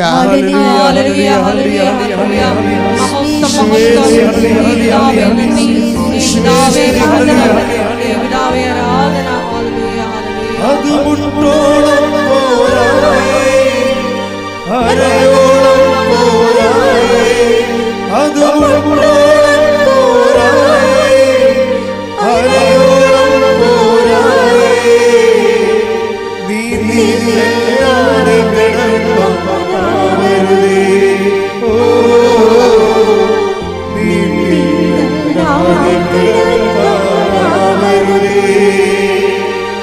അത് മുട്ടോളം പോരായേ, അരയോളം പോരായേ, അത് മുട്ടോളം പോരായേ, അരയോളം പോരായേ, നീ നീട്ടല്ലാതെ കിടക്കരുതേ, ഓ നീ നീട്ടല്ലാതെ കിടക്കരുതേ. പരിശുദ്ധ പരമദിവ്യകാരുണ്യത്തിന് എന്നേരവും ആരാധനയും സ്തുതിയും പുകഴ്ചയും ഉണ്ടായിരിക്കട്ടെ. അപ്പോൾ അച്ഛനിലൂടെ എന്താ ഈശോ പറഞ്ഞത്? അച്ഛനിലൂടെ ഇപ്പം എന്താ ഈശോ പറഞ്ഞത്? നമ്മളുടെ വിശ്വാസത്തിൽ ദൈവത്തിന് അവിശ്വാസമുണ്ടാവരുത്. അതൊരു പ്രാഥമിക പാഠമാണ്. ഇപ്പോൾ ഈ എസ്.ബി. തോമസ് ഈ ആൾക്കാരോടൊക്കെ ഇൻട്രാക്ട് ചെയ്തില്ലേ, ആശുപത്രിയിൽ പോയിരുന്നുണ്ട്, ആരും ഇല്ലാത്തവർ. അപ്പോൾ പോരാൻ നേരത്ത് ചോദിക്കുവേ, എല്ലാ കാര്യങ്ങളൊക്കെ ഉണ്ടല്ലോ അല്ലേ ഇവിടെ. അപ്പോൾ ചെറുവന് കൊച്ചൊരു ബിസ്ക്കറ്റ് വാങ്ങിച്ചു തന്നാൽ കൊള്ളായിരുന്നു, കൊച്ചൊരു തോർത്ത് വാങ്ങിച്ചു തന്നാൽ കൊള്ളായിരുന്നു. അപ്പോൾ പിന്നെ അതെല്ലാം കളക്ട് ചെയ്യും. അത് അവർ പറയുന്ന, ഓരോരുത്തർ പറയുന്നതെല്ലാം കളക്ട് ചെയ്തിട്ട് പുറത്ത് പോയി അതെല്ലാം വാങ്ങിച്ച് ഓരോരുത്തർ കൊടുക്കും. പക്ഷേ കൊടുക്കണമല്ല പ്രശ്നം, അവരോട് സംസാരിക്കുന്നതാണ് പ്രശ്നം. നമുക്ക് ഉണ്ടാക്കി കൊടുക്കാൻ കുഴപ്പമൊന്നുമില്ല, പക്ഷേ എന്നാലും സ്നേഹത്തോടെ നിങ്ങളെ ഈ ഭൂമിയിൽ ഒറ്റപ്പെട്ടു പോയ ആൾക്കാരുണ്ട്, അവരോട് നമ്മൾ സംസാരിക്കണം. ഉടമ്പടി എടുത്തിരിക്കുന്നത് എന്തിനാണെന്ന് ചോദിച്ചു കഴിഞ്ഞാൽ പരദേശിക്ക് അഭയം കൊടുക്കാൻ വേണ്ടിയാണ്. പരദേശിക്ക് അഭയം കൊടുക്കാന്ന് വെച്ചാൽ വീട്ടിൽ തന്നെ കയറ്റി താമസിക്കണമെന്ന് ഒരു നിർബന്ധവുമില്ല. ഉണ്ടായിക്കൊള്ളാം, അല്ലെങ്കിൽ അവർക്ക് ആരെ കാണിച്ചു കൊടുക്കാം, അല്ലെങ്കിൽ എന്തുമാത്രം അഭയസ്ഥാനങ്ങൾ താമസിക്കുന്ന ആൾക്കാരുമായിട്ട് നമുക്ക് നമ്മുടെ സ്നേഹത്തിൽ അവർക്ക് അഭയം കൊടുക്കാം. പ്രാർത്ഥിക്കുക, കർത്താവേ എല്ലാവർക്കും അഭയം കൊടുക്കാൻ എന്നെ അഭിഷേകം ചെയ്യണം. അപ്പം നിങ്ങളെ വേറൊരു സംഭവം ചെയ്യണം. ഇതിൻ്റെ അകത്ത് കാപട്യം ഉണ്ടെന്ന് കർത്താവിന് തോന്നരുത്. അതായത് നമ്മളുടെ വീട്ടിൽ താമസിക്കുന്ന ആൾക്കാരോട് നമ്മൾ സംസാരിക്കത്തില്ല, എന്നിട്ട് പോയി ആശുപത്രിയിൽ പോയി പരദേശികളോട് സംസാരിക്കും. അത് കാപട്യമാണ്. നമ്മുടെ വീട്ടിലുള്ള ചിലപ്പോൾ നമ്മുടെ തല ഞൊട്ടിക്കൊണ്ട് പോണ പാട്ടുകാർക്ക് വീട്ടിലുള്ളത്. തല ഞൊട്ടിക്കൊണ്ട് പോണ പാട്ടുകാരും നമ്മൾ അവരോട് സംസാരിക്കണം എന്ത് വകുപ്പിലാണ്? കർത്താവിനോടുള്ള സ്നേഹത്തിലാണ്. അപ്പം നിങ്ങൾ വീട്ടിലുള്ളവരോട് സംസാരിക്കത്തില്ല, സ്വന്തം ഭർത്താവിനോട് പോലും സംസാരിക്കത്തില്ല. എന്നിട്ട് നിങ്ങൾ ഉടമ്പടി എടുത്തിട്ട് വല്ല ആശുപത്രിയിലും പോയി ആൾക്കാരോട് സംസാരിച്ചു കഴിഞ്ഞാൽ കർത്താവ് നിങ്ങൾ അവിടുത്തെ ചവിട്ടി ഓടിക്കും വേണമെങ്കിൽ. എന്താ വെച്ച് കഴിഞ്ഞാൽ കള്ളത്തരമല്ല കയ്യിരിക്കണത്. കള്ളത്തരമൊക്കെ ആദ്യം വീട്ടിൽ സെറ്റാക്കണം. ആദ്യം നമ്മുടെ റിലേഷൻസും വീടുകളിലും സെറ്റാക്കി. നമുക്കെപ്പോഴും നിങ്ങൾക്കറിയാമല്ലോ, നിങ്ങൾക്ക് പരിശുദ്ധാത്മാവുണ്ടെ പറഞ്ഞ് മനസ്സിലാക്കി തരും. നമുക്ക് ക്രിസ്തുവുമായിട്ടുള്ള എല്ലാ വിഷയവും നഷ്ടത്തിലെ കലാശിക്കത്തുള്ളൂ. എനിക്ക് തോന്നിയിട്ടില്ല ലാഭം ഉണ്ടാകുമെന്ന്. ക്രിസ്തുവിന് നഷ്ടമാണ് ഉണ്ടായത്, പിന്നെ എങ്കിൽ നമുക്ക് ലാഭം ഉണ്ടാകണേ? ക്രിസ്തുവായിട്ടുള്ള എല്ലാ ഏർപ്പാടും ഒന്നെങ്കിൽ തോൽവി. നിങ്ങളുടെ തോൽവിയിൽ ക്രിസ്തുവിന് നിഴലുണ്ട്. ഈ നോട്ടൊക്കെ നോക്കുമ്പോൾ അതിൻ്റെ അകത്ത് ഈ അശോകചക്രമൊക്കെ കാണത്തില്ലേ? അതാണ് എൻ്റെ സെക്യൂരിറ്റി ത്രെഡ് എന്ന് പറയണത്. നിങ്ങളുടെ തോൽവി ചില ആൾക്കാരോട് ഒരിക്കലും നമുക്ക് ജയിക്കാൻ പറ്റത്തില്ല. കാര്യം അവർ പറയണത് ആനമണ്ടത്തരമാണെങ്കിലും നമ്മളെ ഉപദ്രവിച്ചതാണെങ്കിലും അവരതിനെ രാഷ്ട്രീയമായിട്ടൊക്കെ രാഷ്ട്രീയം എന്ന് പറയുന്നത് സാധാരണ സംസാരത്തെക്കാൾ ഉപരി ഒത്തിരി പല ചുറ്റുപാടുകളും വള്ളിക്കെട്ടുകളും ഉള്ള സംഭവമാണ്. അപ്പോൾ ഈ വള്ളിക്കെട്ടുകൾ ഉള്ള രാഷ്ട്രീയ സംസാരമായിരിക്കും മറ്റുള്ളവർ നമ്മളോട് സംസാരിക്കുന്നത്. അപ്പം നമ്മളോടൊക്കെ ഇവർ കാഞ്ഞ പുള്ളിയാണല്ലോ എന്ന് പറയാം. പറഞ്ഞിട്ട് കാര്യമില്ല, അവരങ്ങനെയാണ്. നല്ല വള്ളിക്കെട്ടുള്ള ആൾക്കാരാണ്.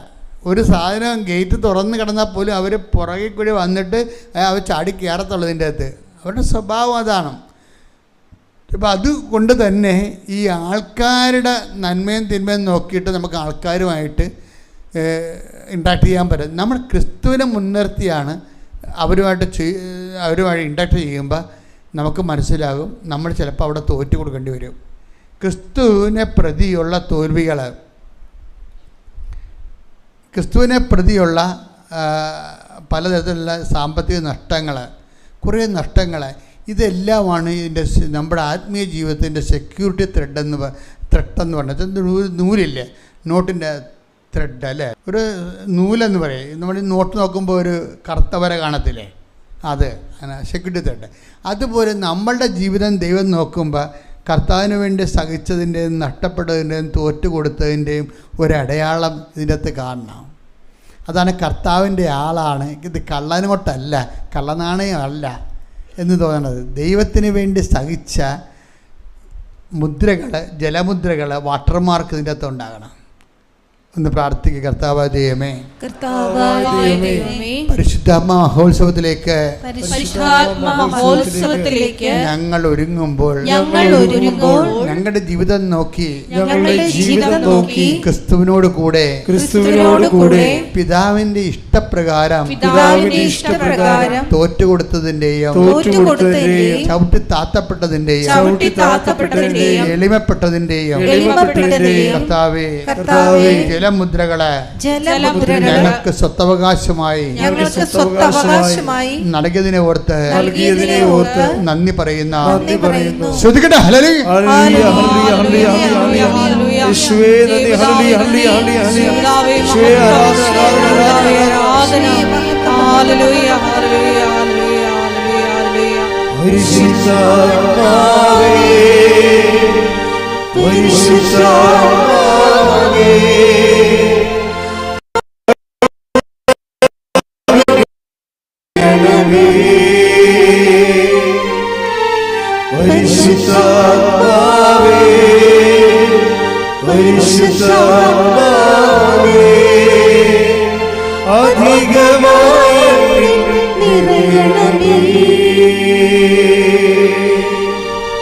പരിശുദ്ധ പരമദിവ്യകാരുണ്യത്തിന് ആരാധനയും സ്തുതിയും പുകഴ്ചയും ഉണ്ടായിരിക്കട്ടെ. അപ്പോൾ ഈ ലേഡിയുടെ ഒരു പ്രശ്നം എന്താണ്?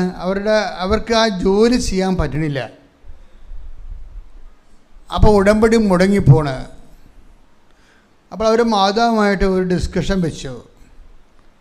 ഒറ്റക്കിരുന്ന് മാതാവുമായിട്ട് സംസാരിക്കാം.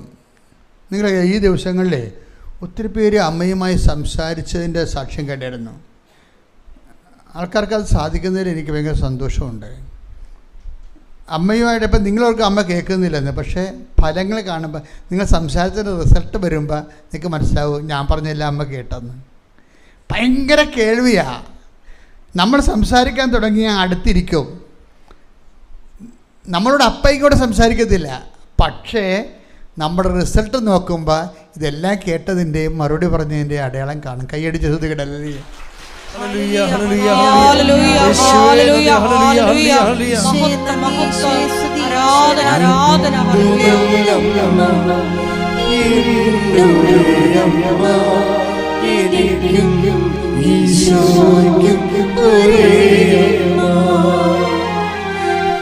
എന്തു നല്ല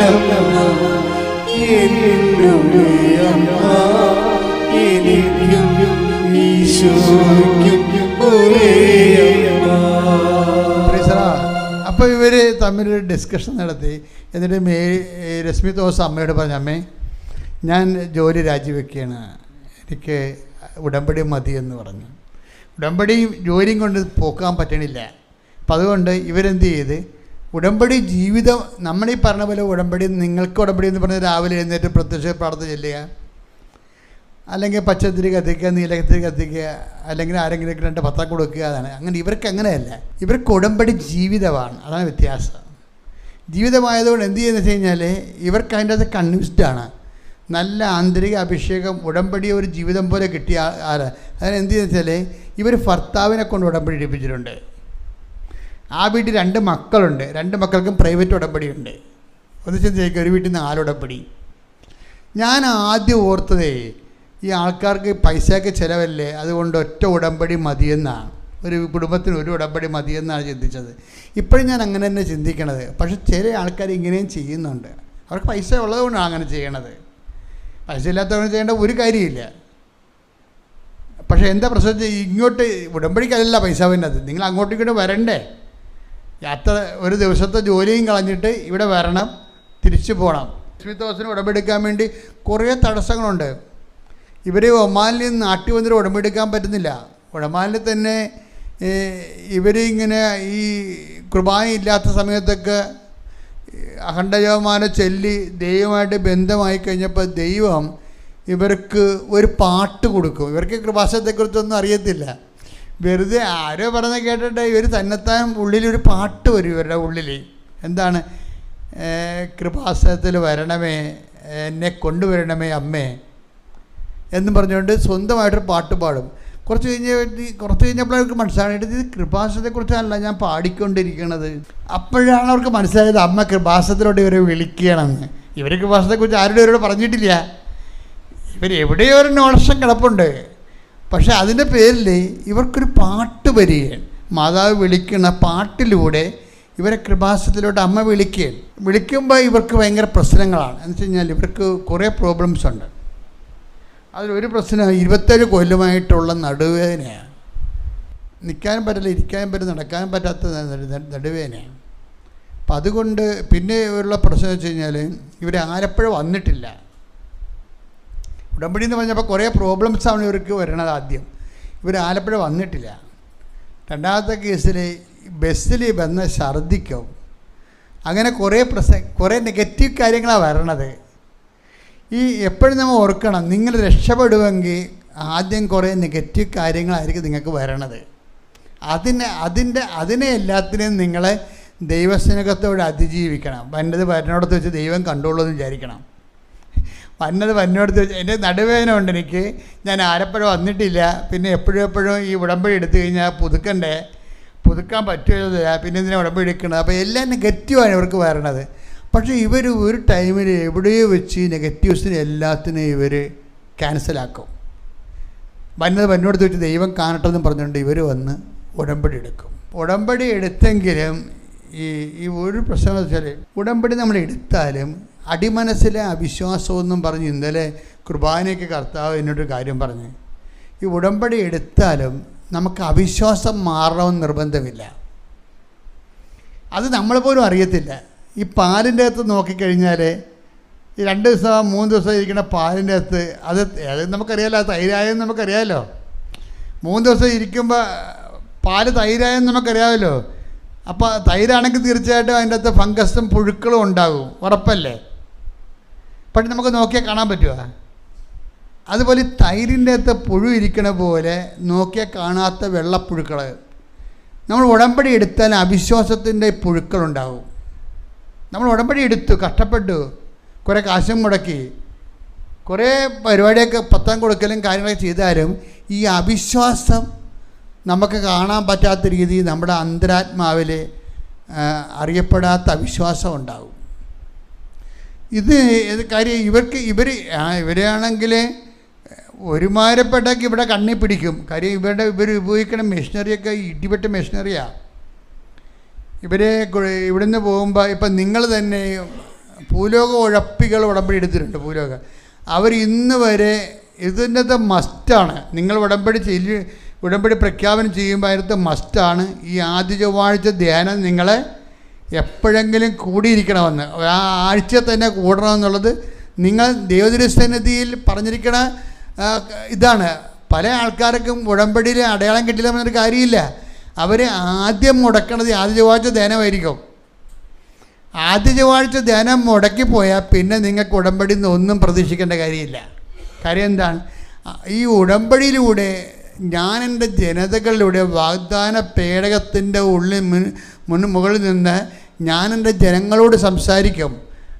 ആ വാഗ്ദാന പേടകത്തിൽ അടിസ്ഥിതമായ ഉടമ്പടി പ്രാർത്ഥനയെക്കുറിച്ചുള്ള ഉടമ്പടി ആധാരങ്ങളും എല്ലാം അഭിഷേക വചനം നൽകുന്നത് ഈ ആദ്യ ചൊവ്വാഴ്ച ആരാധനയ്ക്കാണ്. Take the word of God. ഞാൻ എൻ്റെ ജനങ്ങളോട് ഉടമ്പടി ഫലകത്തിന്റെ മുകളിലൂടെ പേടകത്തിന്റെ മുകളിലൂടെ സംസാരിക്കും. പുറപ്പാട് 25:22 അവിടെ വെച്ച് ഞാൻ നിന്നെ കാണും, കൃപാസനത്തിന് മുകളിൽ നിന്ന് സാക്ഷ്യപേടകത്തിന് മീതെയുള്ള കെരൂബുകളുടെ നടുവിൽ നിന്ന് ഞാൻ നിന്നോട് സംസാരിക്കും. ഇസ്രായേലിന് വേണ്ടിയുള്ള എന്റെ കൽപ്പനകളെല്ലാം ഞാൻ നിന്നെ അറിയിക്കും. അപ്പോൾ പുറപ്പാട് 25-22 ഈ ആദ്യ ചൊവ്വാഴ്ച ധ്യാനം എന്ന് പറയുന്നത്. അത് ആ കെരൂബുകളുടെ ഇടയിലുള്ള സ്ഥലത്താണ് ദൈവത്തിൻ്റെ വസിപ്പ്. ആ ദൈവത്തിൻ്റെ വാഗ്ദാനപടത്തെ കുറിച്ചാണ് ഞാൻ പറയണത്. ആ വസിപ്പിലൂടെ എല്ലാ ശനിയാഴ്ചകളിലും ദൈവം ജനങ്ങളോട് സംസാരിക്കും. മോസസിനോട് കൂടാരത്തിൽ വെച്ച് സംസാരിക്കും. അപ്പം സംസാരം ഒഴിവാക്കിക്കൊണ്ട് ഒരു ഉടമ്പടി ജീവിതമില്ല. അപ്പം അതുകൊണ്ട് തന്നെ നിങ്ങൾ ഈ യൂട്യൂബിൽ നിങ്ങൾക്ക് എന്തുകൊണ്ടാണ് ലൈവായിട്ട് ഇത് ഇട്ടിട്ട് തരണത്? ഇത് നിങ്ങൾ കേൾക്കാനും ഓരോ സമയത്ത് അപ്ഡേഷൻ പ്രാപിക്കാനും വേണ്ടിയാണ്. പറഞ്ഞ കാര്യങ്ങൾ എന്തുകൊണ്ട് അച്ഛൻ വീണ്ടും പറയാത്തത്? അതൊരിക്കൽ പറഞ്ഞതാണ്. ഒരിക്കൽ പറഞ്ഞ പുതിയ കാര്യം കർത്താവ് വെളിപ്പെടുത്തുന്നത് കൊണ്ടാണ് പഴയ കാര്യങ്ങൾ പറയാൻ പറ്റാതെ വരണത്. പഴയ കാര്യങ്ങൾ അറിയണമെങ്കിൽ പഴയ ധ്യാനങ്ങൾ കൂടണം. നിങ്ങൾ കൈയടിച്ച് സ്തുതിക്കട്ടെ. ഹല്ലേലൂയ.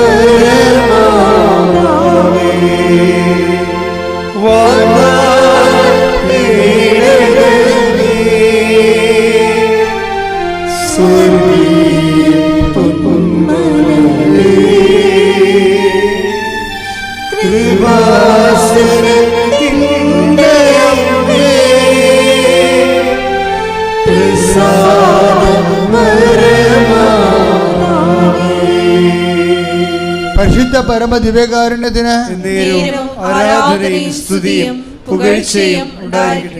എൻ്റെ പ്രിയപ്പെട്ടവരെ, അതുകൊണ്ട് ധ്യാനം പ്രധാനപ്പെട്ടതാണ് ഇതിനകത്ത്.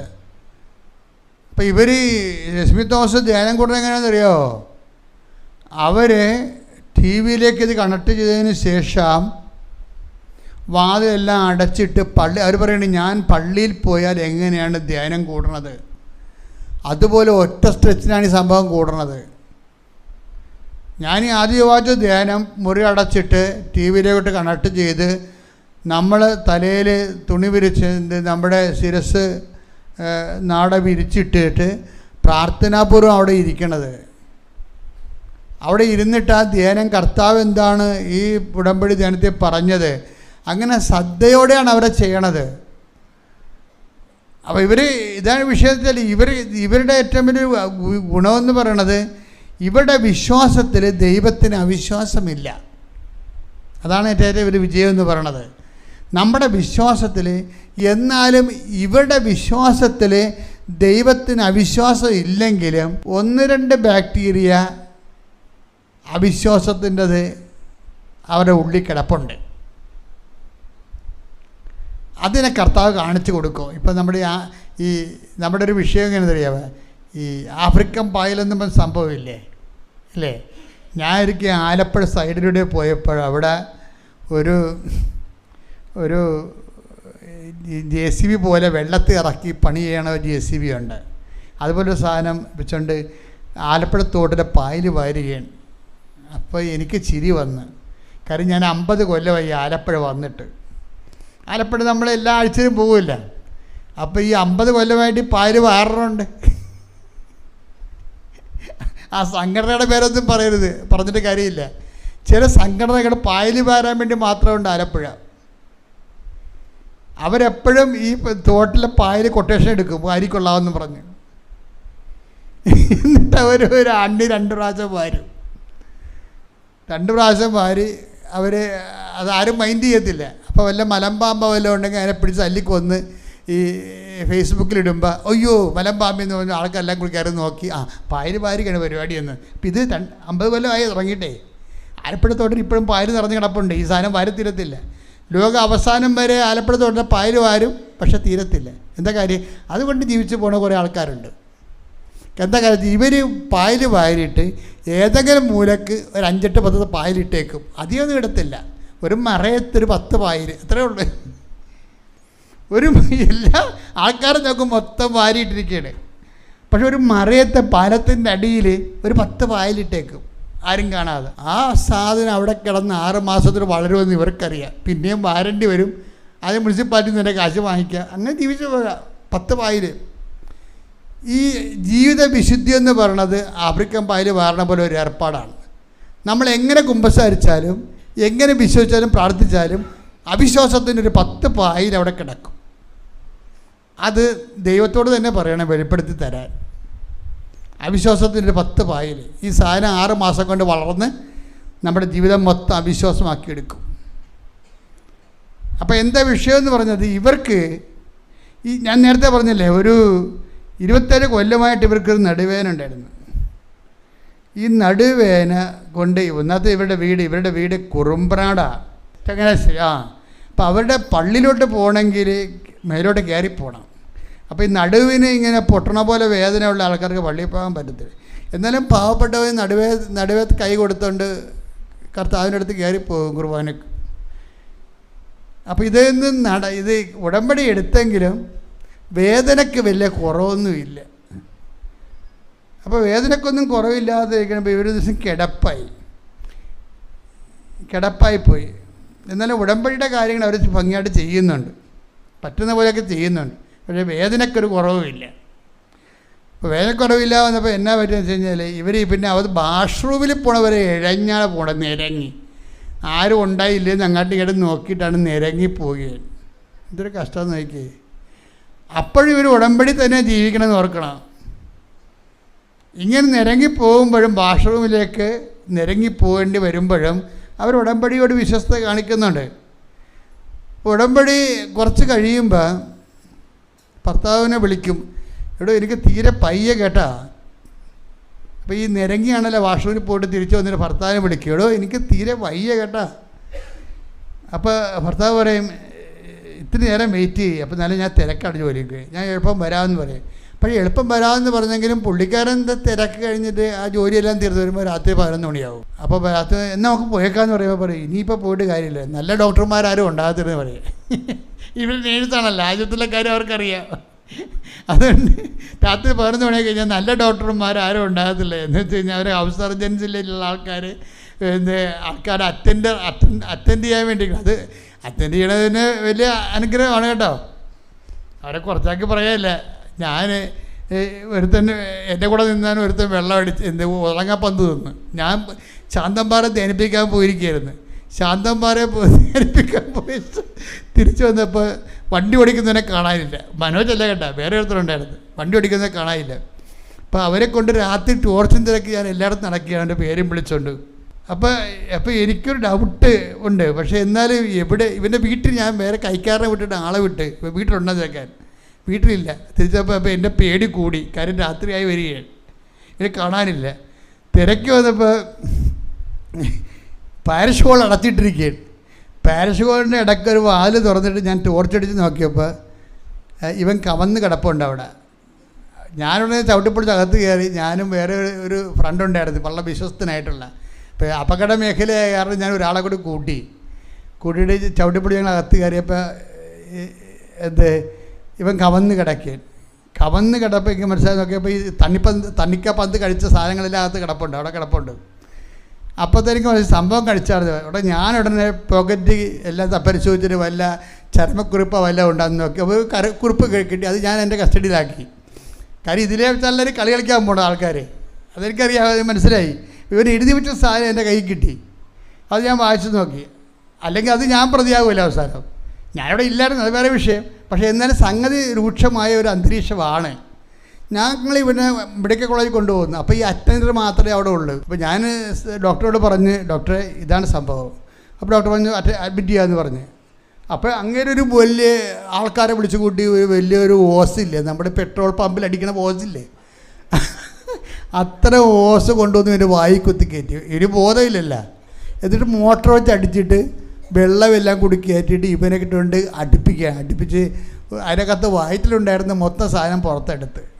അപ്പോൾ ഇതിൻ്റെ പൾസെല്ലാം പോയി. പിന്നെ ഞാൻ ഇപ്പോൾ ഡോക്ടർ പറഞ്ഞ് 72 മണിക്കൂറെന്ന് പറഞ്ഞു. ഇപ്പോൾ 72 മണിക്കൂറിന് ഞാൻ കൊന്തേഞ്ചേരി ഇരിക്കുക. 72 മണിക്കൂർ കഴിഞ്ഞ് അല്ലെങ്കിൽ അതിക്കുള്ളിൽ സർവ്വ ചെയ്ത ആൾ ചത്തുപോകും. കാര്യം ബ്ലഡിലേക്ക് വിഷം നല്ല ശരിക്ക് കയറി. ഇപ്പോൾ കൊന്തേലിയായാലും ആളെ പൊക്കിയെടുത്ത്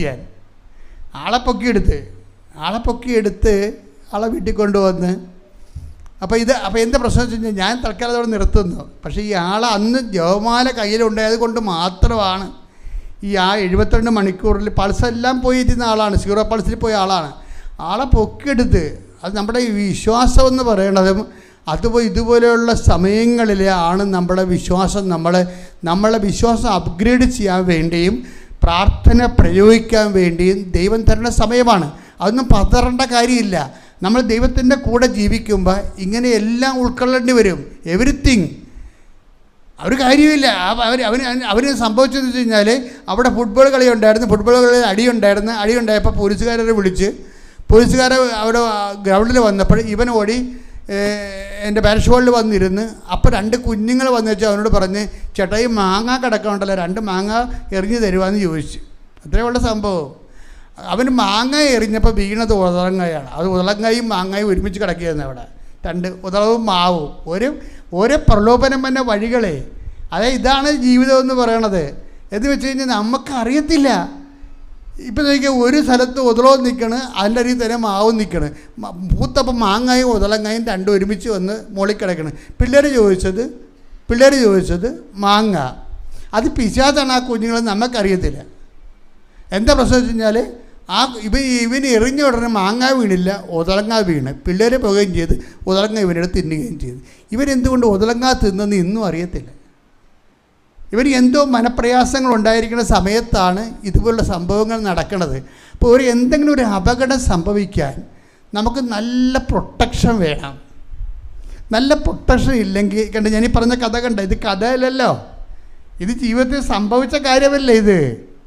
അപ്പം നമുക്ക് അതുകൊണ്ടാണ് എപ്പോഴും ഈശോ പറയും, നിങ്ങൾ ഇടവിടാതെ പ്രാർത്ഥിക്കുവേൻ എന്ന് ഈശോ അല്ലേ. അതായത് ഇങ്ങനെ വല്ലപ്പം കൂടി പ്രാർത്ഥിച്ചിട്ട് കാര്യമില്ല, ഇടതടവില്ലാതെ പ്രാർത്ഥിക്കുവേൻ.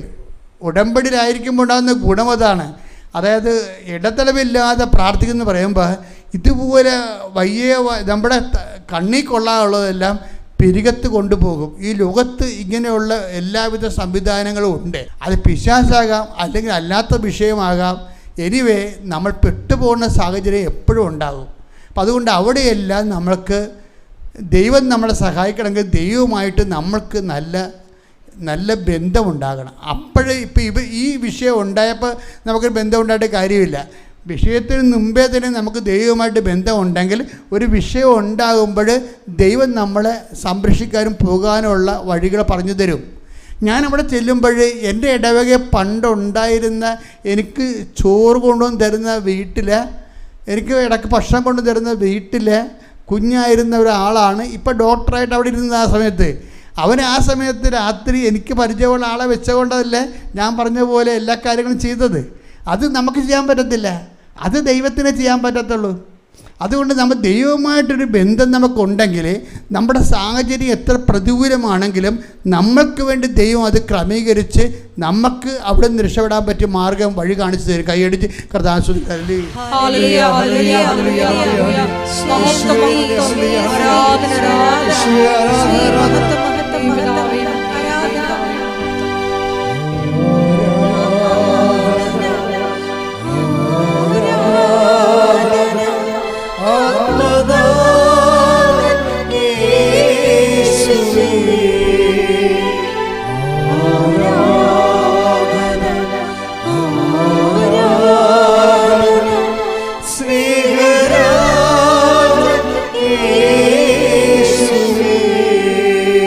പരിശുദ്ധ പരമദിവ്യകാരുണ്യത്തിന് ആരാധനയും സ്തുതിയും പുകഴ്ചയും ഉണ്ടായിരിക്കട്ടെ. അപ്പം നമ്മുടെ സബ്ജക്റ്റ് എന്ന് പറയുന്നത് വിശ്വാസത്തിനുള്ളിലുള്ള അവിശ്വാസമാണ് സബ്ജക്റ്റ്. ഇപ്പം നമ്മൾ എത്ര വിശ്വാസിയാണെന്ന് പറഞ്ഞാലും അവിശ്വാസത്തിൻ്റെ 2-3 ബാക്ടീരിയ അവിടെ ഉണ്ടാവും. ഇത് കണ്ടെത്താൻ ദൈവം നമ്മളെ സഹായിക്കും. ശരിക്കും നിൻ്റെ കാര്യങ്ങൾ ദൈവത്തിന് വേണ്ട വിധം പ്രവർത്തിക്കാൻ പറ്റണില്ലെന്ന് കണ്ടാൽ എവിടെയാണ് ഈ അവിശ്വാസത്തിൻ്റെ ബാക്ടീരിയ കിടക്കണമെന്ന് നോക്കണം. രശ്മി തോമസ് എന്ന് പറയുന്ന ആൾ ഒരു കറക്റ്റ് ലേഡിയാണ്. അവർ ദൈവമായിട്ട് നല്ല റിലേഷൻസ് ഉള്ളതാണ്. പക്ഷേ അവിശ്വാസം അവർക്കും ഉണ്ട്. എന്താ അവരുടെ അവിശ്വാസം എന്ന് പറയണത്? അവർ നടുവിനെ ഇങ്ങനെ ഇത്രയും തലകുത്തി പൊട്ടിപ്പോണ വേദന 10-20 കൊല്ലമായിട്ട് അനുഭവിച്ചെങ്കിലും ഉടമ്പടി എടുത്തിട്ട് ആരോടാണ് പറയണത്? നമുക്ക് ഉടമ്പടിയിൽ അവർ ഇഴഞ്ഞല്ലേ ബാത്റൂമിൽ പോണത്, തിരിച്ച് ഇഴഞ്ഞു വന്നിട്ടല്ലേ ഭർത്താവിനെ വിളിക്കണത്. ഭർത്താവിനെ വിളിക്കണത് എന്തിനാണ്? നമുക്ക് ആശുപത്രി പോകാമെന്നല്ലേ പറയണത്. അപ്പോഴും ഉടമ്പടി തൈലം അവിടെ ഇരിപ്പുണ്ടല്ലോ, അതാണ് വിഷയം. അപ്പോഴും ഉടമ്പടി തൈലം അവിടെ ഇരിപ്പുണ്ടല്ലോ, അതിനെക്കുറിച്ച് അവർക്ക് ചിന്തയില്ലല്ലോ. അതാണ് ഒരു അവിശ്വാസം എന്ന് പറയണത്. വിശ്വാസമുണ്ട്, പക്ഷെ അവിശ്വാസമുണ്ട്. നമുക്കറിയത്തില്ല. അവർ ഭർത്താവ് വന്ന് രാത്രി വന്ന് ഇപ്പം ഇനി പോയാൽ നല്ല ഡോക്ടർമാരാരും കിട്ടാത്തില്ല, രാത്രിയല്ല രാവിലെ പോകാമെന്ന് വിചാരിച്ചു. രാവിലെ പോകാമെന്ന് വിചാരിച്ചപ്പോഴാണ് അവർക്കൊരു ബോധം വന്നത്. എന്താണ്? എന്തുമാത്രം സാക്ഷ്യം ഞാൻ കേൾക്കണം ഉടമ്പടി തൈലത്തിൻ്റെ. അതെൻ്റെ വീട്ടിലുണ്ട്. കുഞ്ഞുങ്ങൾക്കാണെങ്കിൽ പണ്ടാര വിശ്വാസം ഉടമ്പടിയിൽ. കാര്യം അതുങ്ങൾക്ക് ഓരോ രോഗവും ജലദോഷവും പനിയൊക്കെ വരുമ്പോൾ അതുങ്ങൾ തന്നെ എടുത്ത് തേക്കുന്നത് ഉടമ്പടി തൈലമാണ്. അപ്പോൾ അതുങ്ങൾ സ്വന്തമായിട്ട് വന്ന് ഉടമ്പടി എടുത്തിരിക്കുകയാണ്. അവർക്ക് അതിലൂടെ കിട്ടിയ അനുഭവങ്ങൾ കാരണം വന്ന് ഉടമ്പടി എടുത്തിരിക്കുകയാണ്. അപ്പോൾ ഇത്രയും വലിയ ചുറ്റവട്ടങ്ങളൊക്കെ ഉള്ള തനിക്ക് എന്തുകൊണ്ട് ഉടമ്പടി തൈലം തേക്കാൻ പാടില്ല എന്നാണ് ഇവർ ഈ നേഴ്സിംഗ് പ്രൊഫസർ ചിന്തിക്കണത്. അവരോട് രാവിലെ എടുത്തിട്ട്, അപ്പോൾ അവർക്ക് ബോധം വന്നത്, അവർ ഉടനെ എടുത്തിട്ട് ഉടമ്പടി തൈലം എടുത്തിട്ട് വിശ്വാസപ്രമാണം തെല്ലി അവിടെ 27 കൊല്ലമായിട്ട് പൊട്ടിപ്പോണാൻ പോകുന്ന നടുവേൽ വിശ്വാസപ്രമാണം തെല്ലി തേച്ച് ആ സെക്കൻഡിന് അവിടെ വേദന പോയിട്ട് ഇന്നും വന്നിട്ടില്ല വേദന. അവിടെ സാക്ഷ്യം നിങ്ങൾ കേൾക്കണം. സാക്ഷ്യം എന്താ വെച്ചാൽ വിശ്വാസത്തിൻ്റെ ഉള്ളിലെ അവിശ്വാസമാണ് നമ്മുടെ സബ്ജക്റ്റ്. വിശ്വാസത്തിൻ്റെ ഉള്ളിലെ അവിശ്വാസം എന്ന് വെച്ചാൽ നമുക്ക് വിശ്വാസമുണ്ട്, എന്നാലും നമ്മളറിയാത്ത അവിശ്വാസം എവിടെയോ കിടപ്പുണ്ട്. അത് നിങ്ങൾ ഇടയ്ക്ക് വെളിപ്പെടുത്തി തരാൻ വേണ്ടി ദൈവത്തോട് പ്രാർത്ഥിക്കണം. ഒന്ന് പ്രാർത്ഥിച്ച്, കർത്താവായ ദൈവമേ, എൻ്റെ വിശ്വാസത്തിൻ്റെ ഉള്ളിലെ പലപ്പോഴും അവിശ്വാസം കണ്ടെത്തുന്നുണ്ട്. പക്ഷെ എനിക്കത് മനസ്സിലാവണില്ല. എൻ്റെ അവിശ്വാസത്തിൻ്റെ ധാരകളെ തിരിച്ചറിയാൻ എന്നെ സഹായിക്കണമേ. അവിശ്വാസത്തിൽ കുറഞ്ഞ് വിശ്വാസത്തിൽ ഉയർന്ന് എന്നെ ഉടമ്പടിയുടെ പുത്തൻ സാക്ഷിയാക്കി മാറ്റണമേ. ശ്രുതികട്ടെ ഹല്ലേലൂയ.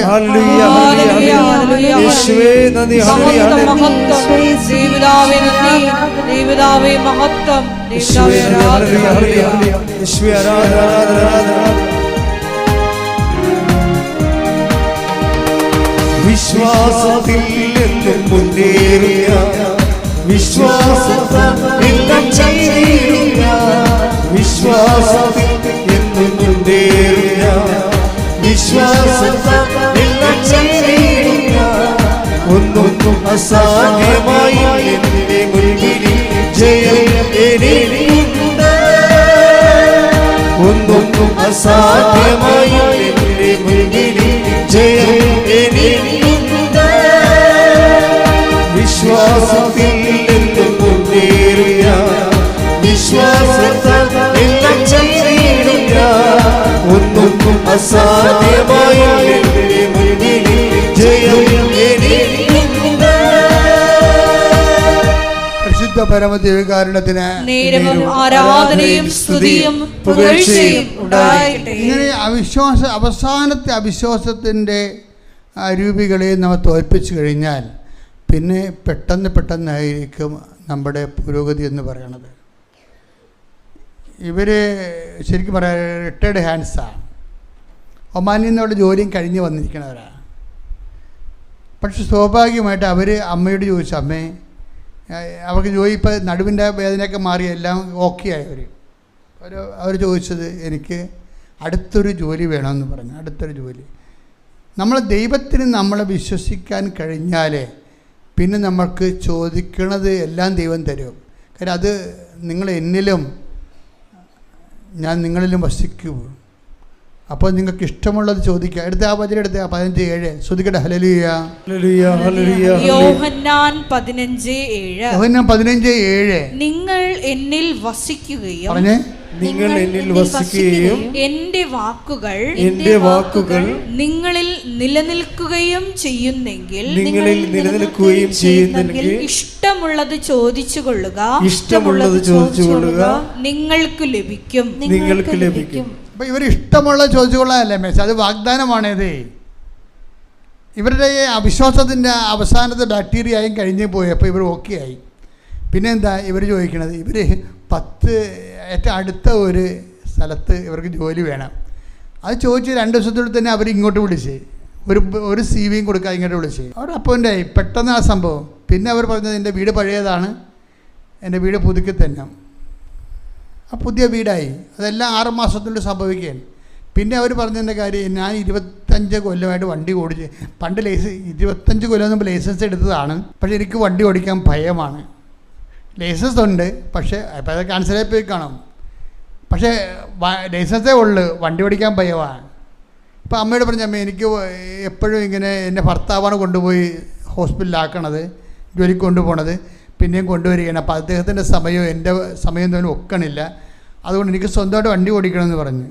അപ്പോൾ വണ്ടി ഓടിക്കണമെന്ന് പറഞ്ഞപ്പോൾ നാട്ടിലെ അടുത്തൊരാൾ വന്നിട്ട് വണ്ടി പഠിപ്പിച്ച് ആ 2-3 ദിവസത്തിനുള്ളിൽ ഇവരുടെ ഭയമെല്ലാം മാറി. ഇപ്പോൾ അവർ കോട്ടയത്ത് നിന്ന് സ്വന്തം വണ്ടിക്കാണ് അവരിവിടെ സാക്ഷ്യം പറയാൻ വന്നിരിക്കുന്നത്. ഒരാളിൻ്റെ ജീവിതം ഇങ്ങനെ മാറണം കണ്ട, എത്ര പെട്ടെന്നാണ് മാറണം നോക്കി. എന്തുകൊണ്ടാണ് ഇവർ ചോദിക്കുന്ന വിഷയങ്ങളെല്ലാം ദൈവം അതാ 15:7 പറയണത്, നിങ്ങൾ എന്നിൽ വസിക്കുകയും എൻ്റെ വചനം നിങ്ങൾ നിലനിൽക്കുകയും ചെയ്താൽ നിങ്ങൾക്ക് ഇഷ്ടമുള്ള ചോദിക്കാമെന്നാണ് പറയണത്. അതാണ് വിഷയം. അത് സത്യമാണത്. അതനുസരിച്ചിട്ടാണ് എന്തൊരു മാറ്റമാണെന്ന് നോക്കിയേ ഒരാളിൽ തന്നെ ഉണ്ടാകുന്ന. ഈ റിട്ടയർഡ് ഹാൻഡ്സ് ഒന്ന് ഓർക്കണം. ഇവർ പ്രവാസികളുടെ തിരിച്ചു വരവാണ്. തിരിച്ചു വന്ന പല പ്രവാസികൾ എന്ത് ചെയ്യണമെന്ന് അറിയാൻ വളരെ വിഷമിക്കേണ്ട ഒരു കാലഘട്ടത്തിലാണ് ഇവരുടെ ഈ ഉണക്ക കമ്പ് പോലെ ഇരിക്കുന്ന ബദാം കായ്ച്ച് നിൽക്കുന്നത്.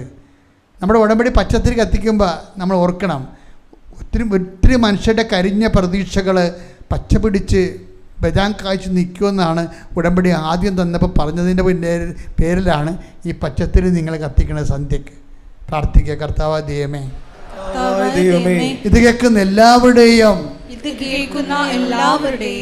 കരിഞ്ഞുപോയ ജീവിതം കർത്താവേ നിറയെ പുഷ്പിക്കാനും ഇലച്ചിലുണ്ടാകുവാനും ഞങ്ങളെ ഉടമ്പടിയുടെ പുതിയ അഭിഷേകം നൽകി അനുഗ്രഹിക്കണമേ. ശ്രദ്ധിക്കട്ടെ. ഹല്ലേലൂയ.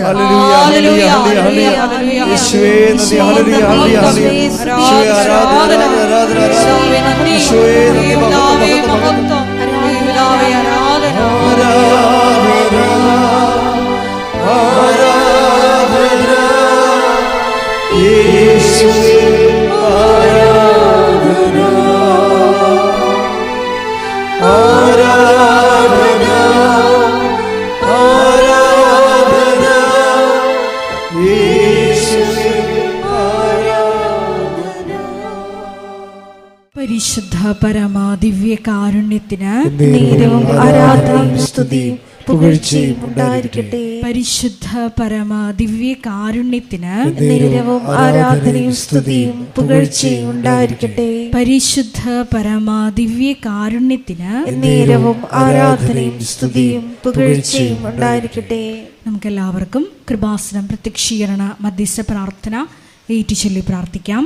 അമ്മേ പരിശുദ്ധ അമ്മേ, അമ്മേ പരിശുദ്ധ അമ്മേ, ദൈവമാതാവേ, ദൈവമാതാവേ, കൃപാസനത്തിലൂടെ ഞങ്ങൾക്കും ഞങ്ങളുടെ ദേശത്തിനും അമ്മ മധ്യസ്ഥം തേടി തന്ന എല്ലാ അനുഗ്രഹങ്ങൾക്കും കൃപകൾക്കും ഞങ്ങളിപ്പോൾ ഹൃദയം നിറഞ്ഞ നന്ദി പറയുന്നു. സ്തുതിച്ചു പ്രാർത്ഥിക്കാം. ഹല്ലേലൂയ, ഹല്ലേലൂയ.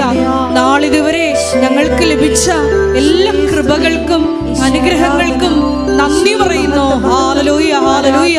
മഹത്വം, മഹത്വം, ആരാധന, ആരാധന. പിതാവേ നന്ദി, പിതാവേ മഹത്വം, പിതാവേ ആരാധന.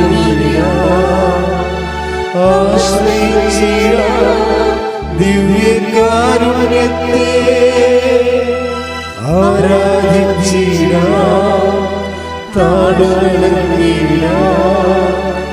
ആശ്രയിച്ചിടാം ദിവ്യകാരുണ്യത്തെ. പരിശുദ്ധ പരമാ ദിവ്യ കാരുണ്യത്തിന് നേരവും ആരാധനയും സ്തുതിയും പുകഴ്ചയും ഉണ്ടായിരിക്കട്ടെ.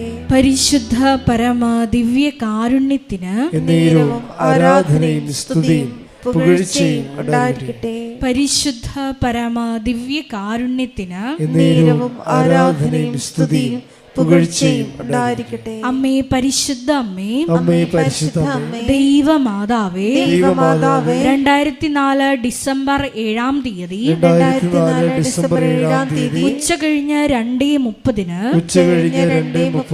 കൃപാസനത്തിൽ സംഭവിച്ച അമ്മയുടെ പ്രത്യക്ഷപ്പെടലിനെ കുറിച്ച്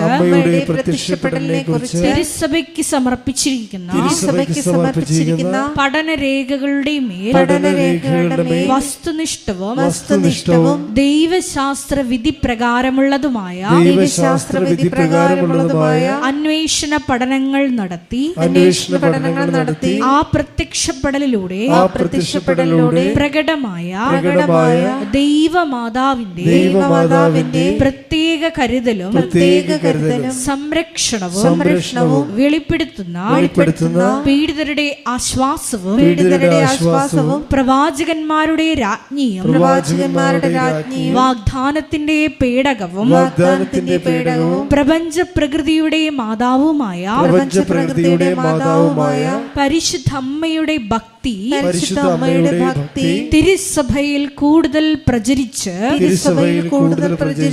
ജീവിതത്തിന്റെ ദുരിത ദുരന്ത അവസ്ഥകളിൽ അകപ്പെട്ട് കഴിയുന്ന അനേകായിരം മക്കൾക്ക് ദൈവത്തിന്റെ സാന്നിധ്യവും സന്ധിപ്പും കൂടുതൽ അനുഭവിക്കുക വഴി ആത്മീയ വിശുദ്ധിയും ദൈവശക്തിയും കൈവരിക്കുവാൻ ഞങ്ങളുടെ കുടുംബങ്ങളെ ഇടയാക്കണമേ. സ്തുതിച്ചു പ്രാർത്ഥിക്കാം. ഹല്ലേലൂയ, ഹല്ലേലൂയ, ഹല്ലേലൂയ. ദിവ്യകാരുണ്യനാഥ, മരിയൻ ഉടമ്പടിയെടുത്ത് പ്രാർത്ഥിക്കുന്ന ഞങ്ങളുടെ കുടുംബങ്ങളെ വിശുദ്ധീകരിക്കണമേ എന്ന് പ്രാർത്ഥിക്കുന്നു, ശക്തീകരിക്കണമേ എന്ന് പ്രാർത്ഥിക്കുന്നു, ആത്മാവാൽ വഴി നടത്തണമേ എന്ന് പ്രാർത്ഥിക്കുന്നു, വലിയ വലിയ സാക്ഷികളാക്കി ഉയർത്തണമേ എന്ന് പ്രാർത്ഥിക്കുന്നു. Hallelujah, hallelujah. ദൈവപിതാവേ നന്ദി, ദൈവപിതാവേ മഹത്വം, ദൈവപിതാവേ ആരാധന.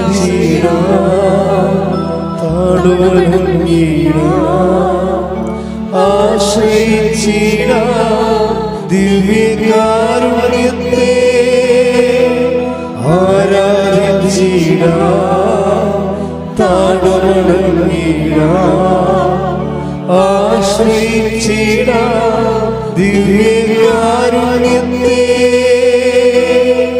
പരിശുദ്ധ പരമാ ദിവ്യ കാരുണ്യത്തിന് നേരവും ആരാധനയും സ്തുതിയും പുകഴ്ചയും ഉണ്ടായിരിക്കട്ടെ. പരിശുദ്ധ പരമാ ദിവ്യ കാരുണ്യത്തിന് നേരവും ആരാധനയും സ്തുതിയും പുകഴ്ചയും ഉണ്ടായിരിക്കട്ടെ. പരിശുദ്ധ പരമ ദിവ്യ കാരുണ്യത്തിന് നേരവും ആരാധനയും സ്തുതിയും പുകഴ്ചയും ഉണ്ടായിരിക്കട്ടെ. അമ്മേ പരിശുദ്ധ അമ്മേ, അമ്മേ പരിശുദ്ധ അമ്മേ, ഭൂസ്വർലോകങ്ങളുടെ രാജ്ഞിയായ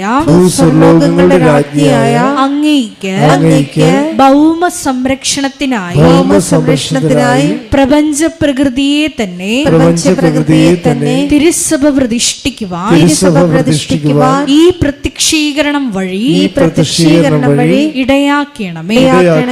പരിശുദ്ധ അമ്മേ, ജപമാല മാതാവേ, സകല കൃപാസനം പ്രാർത്ഥനകളോടും ചേർത്ത് ഞങ്ങളിപ്പോൾ പ്രാർത്ഥിക്കുന്ന ഈ സമൂഹത്തിന്റെ പ്രത്യേക നിയോഗങ്ങളും മൗനമായിട്ട് നമ്മുടെ വ്യക്തിപരമായ പ്രാർത്ഥനാ വിഷയങ്ങളും സമാനമായിട്ടുള്ള ജീവിത ദുരിതങ്ങളിലൂടെ കടന്നു പോകുന്ന മക്കളെയും കൃപാസനത്തിൽ ജീവനോടെ പ്രത്യക്ഷയായ ദൈവമാതാവിൻ്റെ മധ്യസ്ഥയിൽ ദിവ്യകാരുണ്യ സന്നിധിയിൽ സമർപ്പിച്ച് നമുക്കൊരു നിമിഷം പ്രാർത്ഥിക്കാം.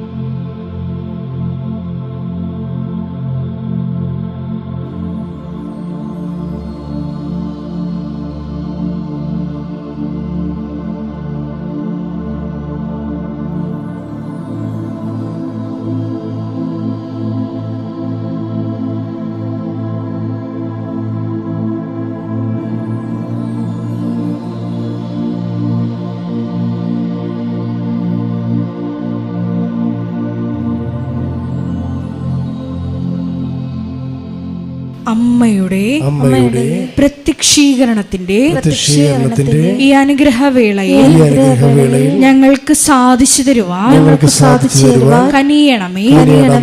ആമേൻ. സ്തുതിച്ചു പ്രാർത്ഥിക്കാം. ഹല്ലേലൂയ, ഹല്ലേലൂയ, ഹല്ലേലൂയ. ഒരിക്കൽ കൂടി നാളിതുവരെ കൃപാസനത്തിൽ വന്ന് മരിയൻ ഉടമ്പടിയെടുത്ത് പ്രാർത്ഥിച്ചു പോയിട്ടുള്ള മുഴുവൻ മക്കളെയും, ഓൺലൈനായി ഉടമ്പടിയെടുത്ത് പ്രാർത്ഥിക്കുന്ന മക്കളെയും, ലൈറ്റ് ക്യാൻഡിൽ പ്രയർ വഴിയായിട്ടും അവർ ഡെയിലി ബ്രെഡ് പ്രാർത്ഥനയിലൂടെയും എല്ലാം തങ്ങളുടെ നിയോഗങ്ങൾ സമർപ്പിക്കുന്ന ഓരോ മക്കളുടെയും വ്യക്തിപരമായ ആവശ്യങ്ങളെ ഞങ്ങൾ ഈ അൾത്താരയിൽ സമർപ്പിച്ച് പ്രാർത്ഥിക്കുന്നു. ഏറെ പ്രത്യേകമായിട്ട് ജീവിത ദുരിതങ്ങളിലൂടെ കടന്നു പോകുന്ന മക്കളുടെ പ്രത്യേകമായ നിയോഗങ്ങളെ ഈ അൾത്താരയിൽ സമർപ്പിച്ച് പ്രാർത്ഥിക്കുന്നു. ഗുരുതരമായിട്ടുള്ള രോഗാവസ്ഥകളിലൂടെ കടന്നു പോകുന്ന മക്കളെ ഈ അൾത്താരയിൽ സമർപ്പിച്ച് പ്രാർത്ഥിക്കുന്നു. കടഭാരത്താൽ വലയുന്നവരെയും, ജോലിയില്ലാതെ വിഷമിക്കുന്നവരെയും, വിവാഹബന്ധം പിരിഞ്ഞു നിൽക്കുന്നവരെയും, മക്കളില്ലാതെ വിഷമിക്കുന്ന ദമ്പതികളെയും കുഞ്ഞുങ്ങൾ മക്കളെയും പ്രത്യേകമായിട്ട് സമർപ്പിച്ച് പ്രാർത്ഥിക്കുന്നു. ഈശോയുടെ ശക്തി എല്ലാ മേഖലകളിലും ഈ ആരാധനയുടെ യോഗ്യതയാൽ പ്രകടമാക്കണമേ എന്ന് പ്രാർത്ഥിക്കുന്നു. കൃപാസനത്തിൽ നടന്ന പരിശുദ്ധ അമ്മയുടെ പ്രത്യക്ഷീകരണ സ്ഥിരീകരണത്തിനായി മക്കളുടെ നിയോഗങ്ങളെ ഏറ്റെടുക്കണമേ എന്ന് പ്രാർത്ഥിക്കുന്നു. ഹല്ലേലൂയ, ഹല്ലേലൂയ, ഹല്ലേലൂയ. മഹത്വം, മഹത്വം, ആരാധന, ആരാധന. ഹല്ലേലൂയ, ഹല്ലേലൂയ, ഹല്ലേലൂയ. നമുക്ക് എല്ലാവർക്കും എഴുന്നേറ്റ് നിന്നുകൊണ്ട് കരങ്ങളടിച്ചുകൊണ്ട് ദൈവസ്നേഹത്തോടെ സന്തോഷത്തോടെ ദൈവത്തെ മഹത്വപ്പെടുത്തി ഗായക സംഘത്തോട് ചേർന്നുകൊണ്ട് പാടി പ്രാർത്ഥിക്കാം.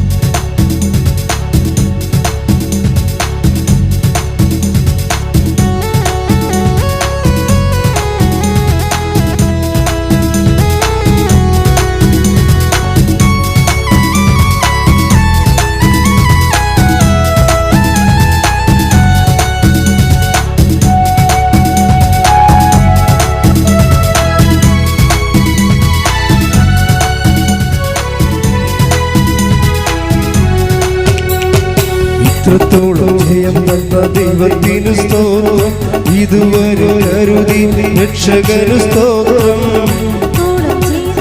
ദൈവത്തിനു സ്തോത്രം, ഇതുവരെ അരുതി രക്ഷകനു സ്തോത്രം. ഇനിയും കൃപ തോന്നി കരുതിടണേ, ഇനിയും നടത്തണേ തിരുഹിതം. ഇനിയും കൃപ തോന്നി കരുതിടണേ, ഇനിയും നടത്തണേ തിരുഹിതം. ഇത്രത്തോളം ജയം ഇതുവരെ കരുതി രക്ഷകന് സ്തോത്രം.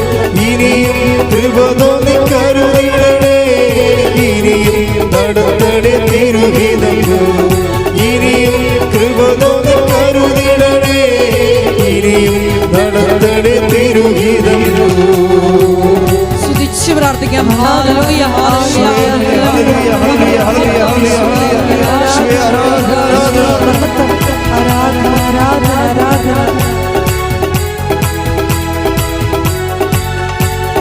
ഇന്നതല്ല ദൈവം നമ്മെ നിർത്തിയതാ, നേടിയതല്ല ദൈവമെല്ലാം തന്നതല്ലേ. ഇന്നതല്ല ദൈവം നമ്മെ നിർത്തിയതാ, നേടിയതല്ല ദൈവമെല്ലാം തന്നതല്ലേ. ഉച്ചത്തിൽ ചെയ്ത് പാടാം. ഇന്നതല്ല ദൈവം നമ്മെ നേടിയതല്ല ദൈവമെല്ലാം തന്നതല്ലേ. നടത്തിയ വിധങ്ങളെ ഓർത്തിടുമ്പോൾ നന്ദിയോടെ നാദം സ്തുതി പാടിടാം. നടത്തിയ വിധങ്ങളെ ഓർത്തിടുമ്പോൾ നന്ദിയോടെ നാദം സ്തുതി. കൈകൾ ഉയർത്തി. ഇത്രത്തോളം ജയം തന്ന ദൈവത്തിന് സ്തോത്രം, ഇതുവരെ കരുതി രക്ഷകന് സ്തോത്രം. ഇത്രത്തോളം ജയം തന്ന ദൈവത്തിന് സ്തോത്രം, ഇതുവരെ കരുതിയ രക്ഷകന് സ്തോത്രം. ഇനിയും കൃപ തോന്നി കരുതിടണേ, ഇനിയും നടത്തണേ തിരുഹിതം. ഇനിയും കൃപ തോന്നി കരുതിടണേ, ഇനിയും നടത്തണേ തിരുഹിതം.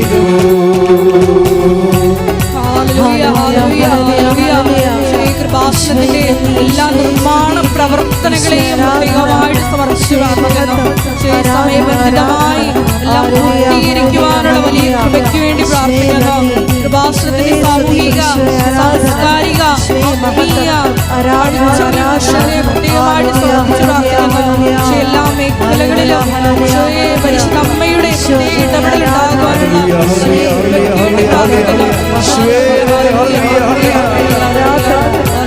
ഹല്ലേലൂയ ഹല്ലേലൂയ ഹല്ലേലൂയ ഹല്ലേലൂയ ഹല്ലേലൂയ യേശുവേ ആരാധന യേശുവേ മഹത്വം മഹത്വം മഹത്വം മഹത്വം. ഹല്ലേലൂയ ഹല്ലേലൂയ ഹല്ലേലൂയ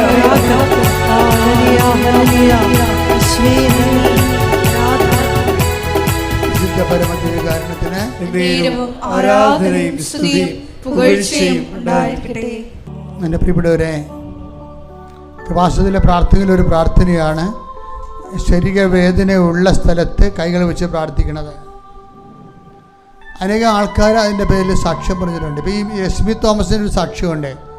അവരുടെ സാക്ഷ്യം എന്ന് പറയുന്നത് അവർക്ക് പ്രൊലാപ്സാണ്, യൂട്രൽ പ്രൊലാപ്സ്, ഗർഭപാത്രം ഇറങ്ങി വരുന്ന നല്ല രോഗമാണ്.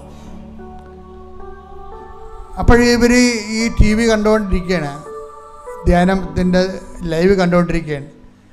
അപ്പോൾ ഞാൻ ഈ ധ്യാനത്തിൽ പറയുന്നുണ്ട്, യൂട്രൽ പ്രൊലാപ്സ് ഉള്ള ഗർഭപാത്രം ഇറങ്ങി വരുന്ന ആൾക്കാർ വയറ്റിൽ കൈവെക്കാൻ പറയുന്നുണ്ട്. ആ സെക്കൻഡ് ഒരു വയറ്റിൽ കൈവച്ചുകൊണ്ട് വിശ്വപ്രമാണം ചെല്ലും. അപ്പോൾ മാസങ്ങളായി നിൽക്കുന്ന യൂട്രസിൻ്റെ ഇറക്കം എന്ന രോഗം അതിനാൽ സ്റ്റോപ്പാകും. അപ്പം എപ്പോഴും നമ്മൾ ശ്രദ്ധിക്കണം, കർത്താവിൻ്റെ മുമ്പിലാണ് നിൽക്കണമെന്ന് ആദ്യം ബോധം വേണം. അതിനെ കുളിക്കുമ്പോൾ ചുവപ്പ് തേക്കണ പോലെ അവിടെ ഇവിടെയും കൈവച്ചിട്ട് കാര്യമില്ല. നിങ്ങൾ യേശു നാമത്തിലാണ് കൈവെക്കണമെന്ന് ഓർക്കണം. രോഗമുള്ളിടത്ത് കൈകൾ വെക്കുക.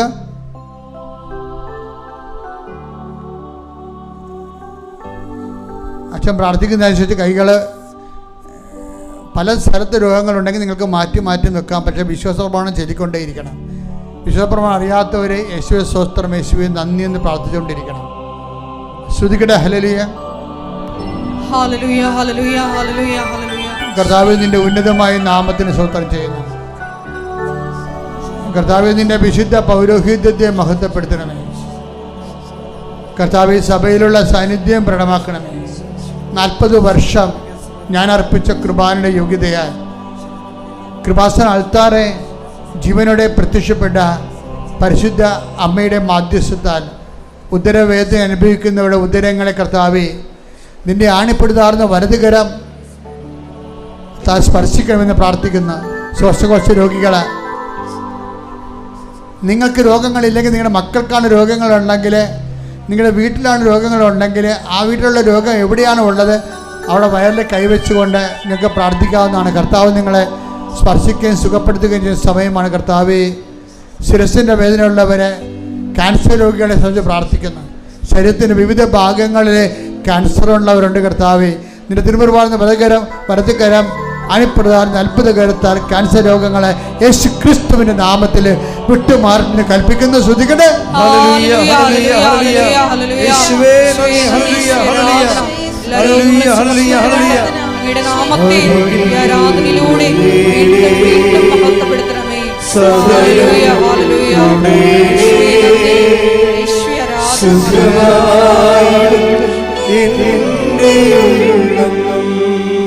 പരിശുദ്ധ പരമ ദിവ്യകാരുണ്യത്തിന് ആരാധനയും സ്തുതിയും പുകഴ്ചയും ഉണ്ടായിരിക്കട്ടെ. കർത്താവ് നടുവേദനക്കാരെ സംബന്ധിച്ച് പ്രാർത്ഥിക്കുന്ന,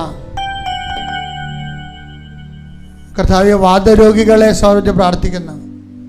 സർവാംഗം വാദമുള്ളവരെ കൈ പിണച്ചു വെച്ചുകൊണ്ട് സ്വസ്തികയായിട്ട് പ്രാർത്ഥിക്കട്ടെ. കർത്താവ് ത്വക്ക് രോഗികളെ, കരള് രോഗികളെ, ഗർഭാശയ രോഗികളെ,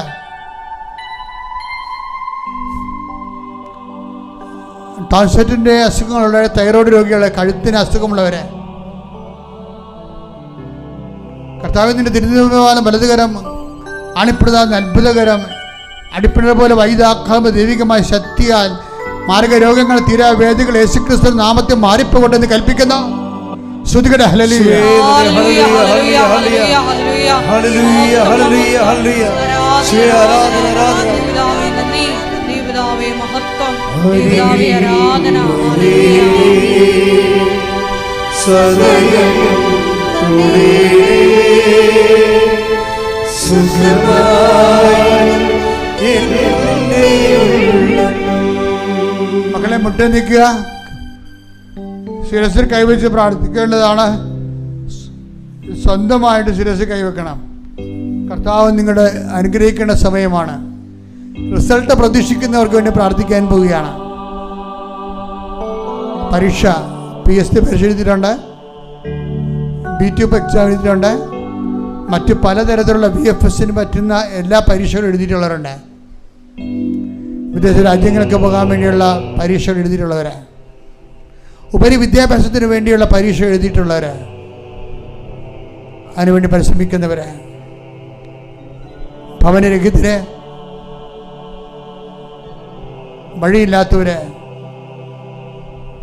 ജോലിയില്ലാത്തവർ, സാമ്പത്തിക കടങ്ങളാൽ പ്രയാസപ്പെടുന്നവർ, വിവാഹം ഒത്തുവരാത്തവർ, മക്കളില്ലാത്തവർ, കുടുംബമില്ലാത്തവർ, ഭർത്താവും ഭാര്യയും വേർപിരിഞ്ഞ് താമസിക്കുന്നവർ, കേസിലകപ്പെട്ടിരിക്കുന്നവർ, സർവ്വവിധ തിന്മകളും എല്ലാ തരത്തിലുള്ള വിഷമതകളും യേശുക്രിസ്തു നാമത്തിൽ നീങ്ങിപ്പോകട്ടെ കൽപ്പിക്കുന്ന ശ്രുതികട ഹല്ലേലൂയ ഹല്ലേലൂയ ഹല്ലേലൂയ ഹല്ലേലൂയ ഹല്ലേലൂയ യേശുവേ നന്ദി യേശുവേ ആരാധന ഹല്ലേലൂയ ഹല്ലേലൂയ മഹത്വം മഹത്വം ആരാധന ആരാധന ദൈവപിതാവേ നന്ദി ദൈവപിതാവേ. കൈകൾ കൂപ്പി വ്യക്തിപരമായ ആവശ്യങ്ങൾക്ക് വേണ്ടി പ്രാർത്ഥിക്കുക.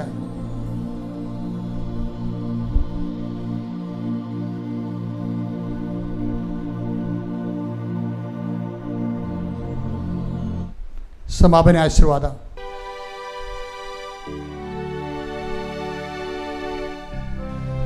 ശിരസ് നമിച്ച് നമുക്ക് ദിവ്യകാരുണ്യനാഥന്റെ ആശീർവാദം സ്വീകരിക്കാം.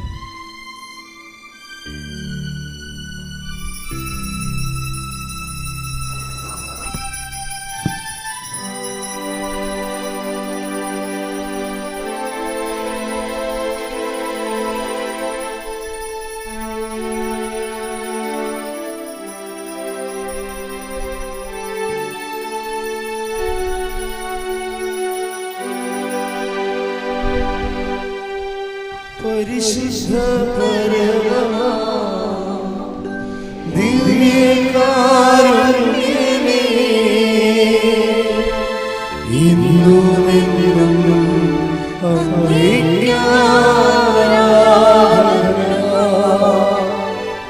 പരിശുദ്ധ പരമ ദിവ്യകാരുണ്യമേ